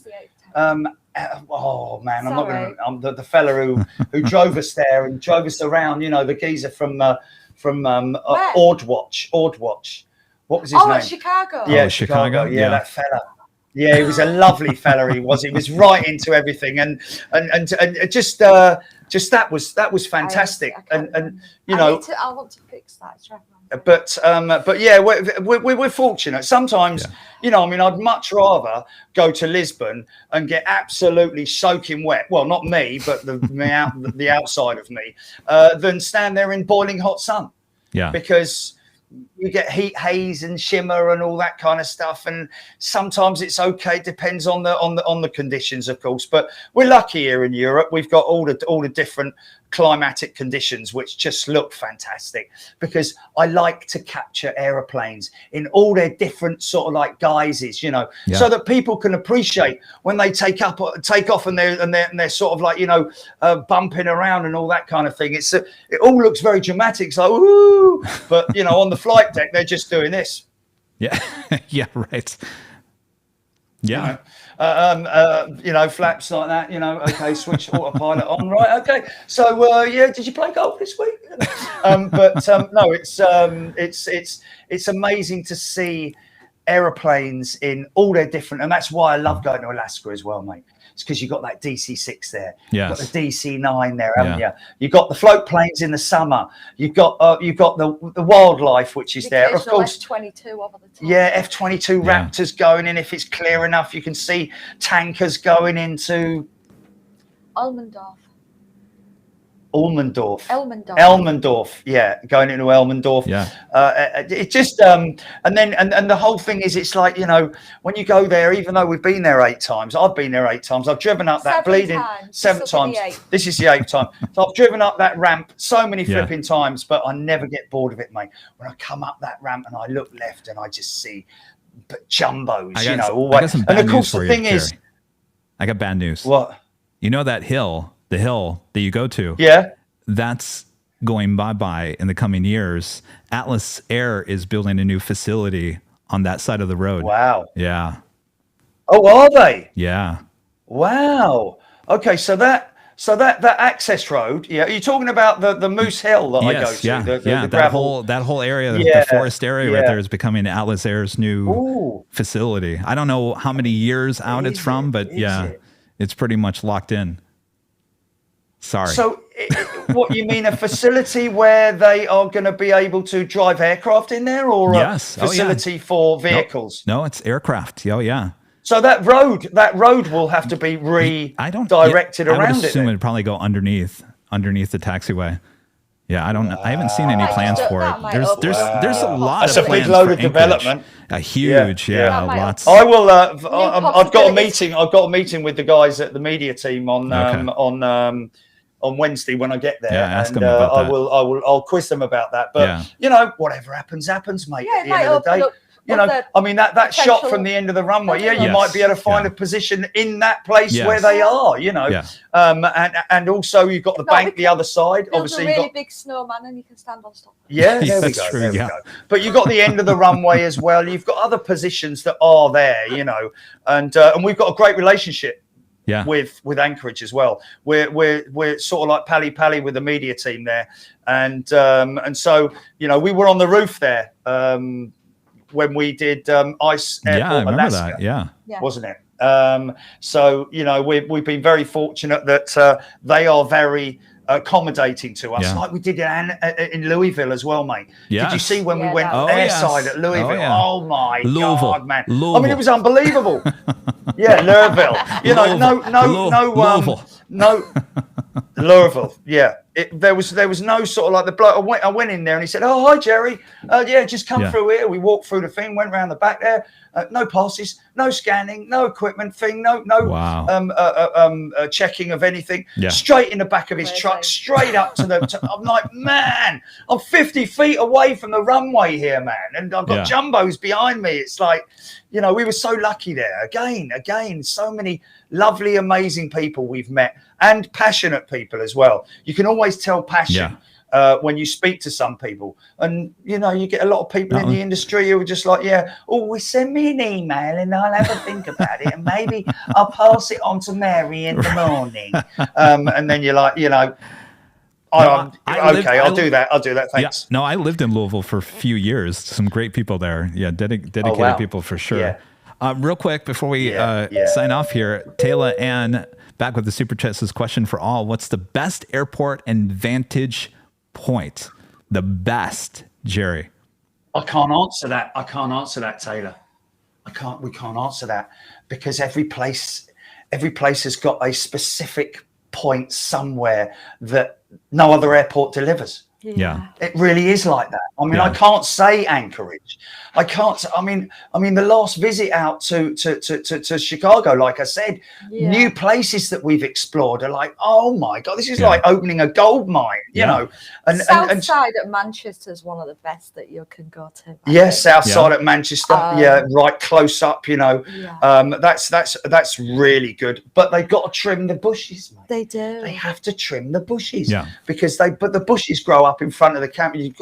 But you know, we're so lucky to have Heathrow, man. We're so lucky to have Heathrow. I was just gonna say, I know, like I know it's a favourite of many, for different reasons. But having moved down here and got to visit the paddock, if you're in the paddock when a 380 comes over the top, it's nothing like it, man. Absolutely insane. There's nothing like it, and that's why so close. That's why you know, folks who go in the paddock into the park next door, it's brilliant.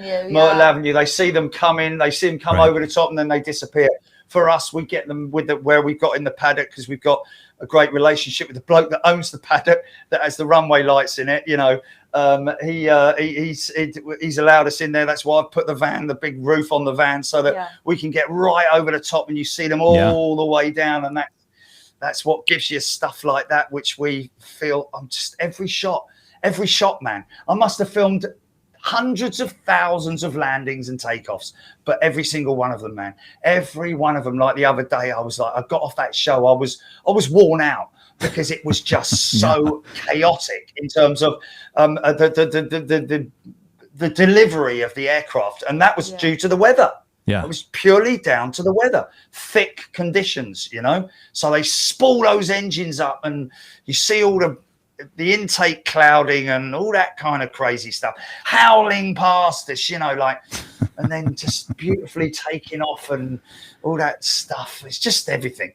Yeah. Love it, man. Love it. It's hard to choose. And love all these people out there, man. Allison N, one of our great Allison? mods with the $10 super chat, says, hi, Jerry and Jilly. Love this conversation. How have we gone 2 hours and haven't mentioned how awesome it is that Kevin finally got rid of those we talked tiny about that earlier. Oh, yes.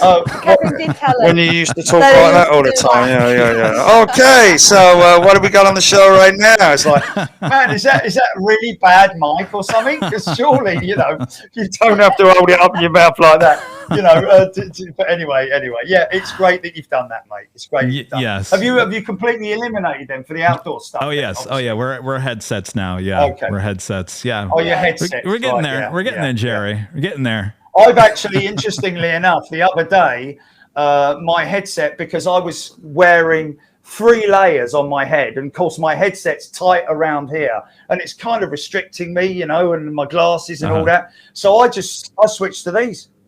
And Jilly said, "Oh, have I just cut it off?" Yeah. Oh. No, I can't hear anything. Oh, you can't. Oh, here he is. I've got him. Yeah. No, we can hear you, mate. We can hear you. But this headset, interestingly enough, Jilly can hear the planes much better. Yeah, but when I'm using this. Jerry, that's to communicate with me. Yeah. Kevin's talking about communicate with his audience. Yeah. Oh, okay. So his voice on the audience comes out of this one. He was talking to you. Yeah, we were talking. He doesn't have a you, does he? No, I don't. People think Jerry's headset is Jerry's headset is not what you're hearing him on. When he's like, talking. That's for me. Your headset. What you're hearing is on one of these road mics. Yeah, I'm just hearing myself on these road mics. Jerry, I mean, back to what we had mentioned before. I mean, I never really had a Jilly. I wish I did. We had some people that, acted as if they were kind of more important to the channel than they did. But I let those people go. And I would honestly say, since the conversation that we had about that, the channel has progressed and blossomed in the way that I never thought. So thank you again for that advice back in the day. No so problem. It helped a lot. So. Yeah, man. I mean, honestly, that the thing is that you do, every successful person, to be honest with you, has to have been right down at the bottom. Right down at the bottom, like me, trying to get coins out the back of the couch. Nipping down the local shop with like a handful of coins, getting a tin of like sausage and baked beans so I can have something for breakfast in the morning. You know what I mean? Yeah. Until, because you have to work hard. You have to be a grafter, and hard times will come along, but you've got to push your way through push your way through. Be positive about everything that you do. And, and you will get idiots along the way. You're just going to get that, but just, push your way through it and just be positive about life and everything, and be nice and be happy. Enjoy your life. You're only here once, man. If you're a nasty, horrible person, then take a look in the mirror and wonder why you're that way. Exactly. Because you haven't got a lot of mates, have you? You know what I mean? It's like, you have got mates, and they're all bloody horrible people. And all, it's like, just. It's so easy to be nice, isn't it? It's so easy to be a nice person. Get involved with cats and kittens, mate, and have a flick through Twitter and look at all the funny animal videos. Make yourself laugh. Have a laugh, and don't get involved in all the propaganda and all the old stuff. Just do your life. I'm not talking about you, Kev. I'm talking about people in general. Need to relax and be nice. You go off on tangents a lot, don't you? I do, yeah. Why? You asked me another question and I'm completely gone off of it. I don't know where. I thought we were finishing. Sorry, man. Here's the big finale. Yeah, it's getting late for you guys there in the UK, so I don't want to hold you guys up any longer here. So I want to thank you guys for both coming on here today. Thank you. Yeah. And thank you to everybody who's watched as well, and hello to everybody around the world. And wasn't allowed. She wasn't allowed to join the chat because because she'd be looking at her phone all the time, and it's just about the only time you haven't been doing that, isn't it? Like, brilliant. Apart from the time at YouTube, wasn't it? Well, thanks, you guys. Thank you. Well, you weren't looking at your phone. And Yeah, mate, thank you so much. Thank you, everybody. And we look forward to seeing you when we come out to LA. All right. Well, yes. You need to come back out to LA, and we need to come out to the UK at some point. So I'm thinking maybe like, do you know, like Honolulu? Go via LA. Yeah. We'll do that. Yeah. Next time we go to Honolulu, we'll spend a couple of days in LA. Take the time because it's a long trip. We'll do a week. Yes. We'll do a whole week. True. You know.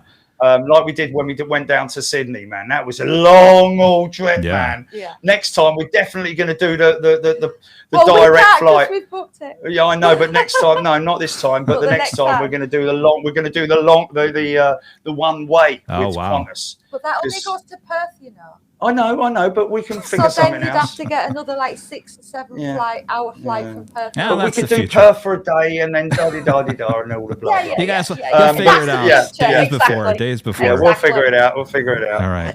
Well, thanks, you guys. All right, mate. Look after yourself. Thank you, everybody. We really appreciate it. Best of luck there. Take care. Bye-bye. All right, we'll see you guys. All right, thanks you to too, them. Kevin, best of luck with the shoulder. Thank you so much. Thank you. Keep doing that, mate. Keep doing that. We'll do. Thanks. Thank you so much, Sherry and Jilly there in the UK. And thanks you guys for tuning in here today. I have been your plane jockey, Kevin, for another episode of Plane Jockeys Live. Rudy and I will be back for the big Sunday show starting at 10 a.m. Pacific. Back in Imperial Hill on Sunday. Well, apparently, no, we weren't there on Sunday as Rudy was feeling a little bit ill. I promise we'll be there on Sunday. Hopefully you guys will join us. Thanks again for joining us for another episode of Plane Jockeys Live. Make sure to hit that like button on the way out. Thanks to our great mods, always doing a great job keeping the chat nice and clean. We will see you all soon for another episode of Airline Videos Live. Good night, everybody. Bye-bye.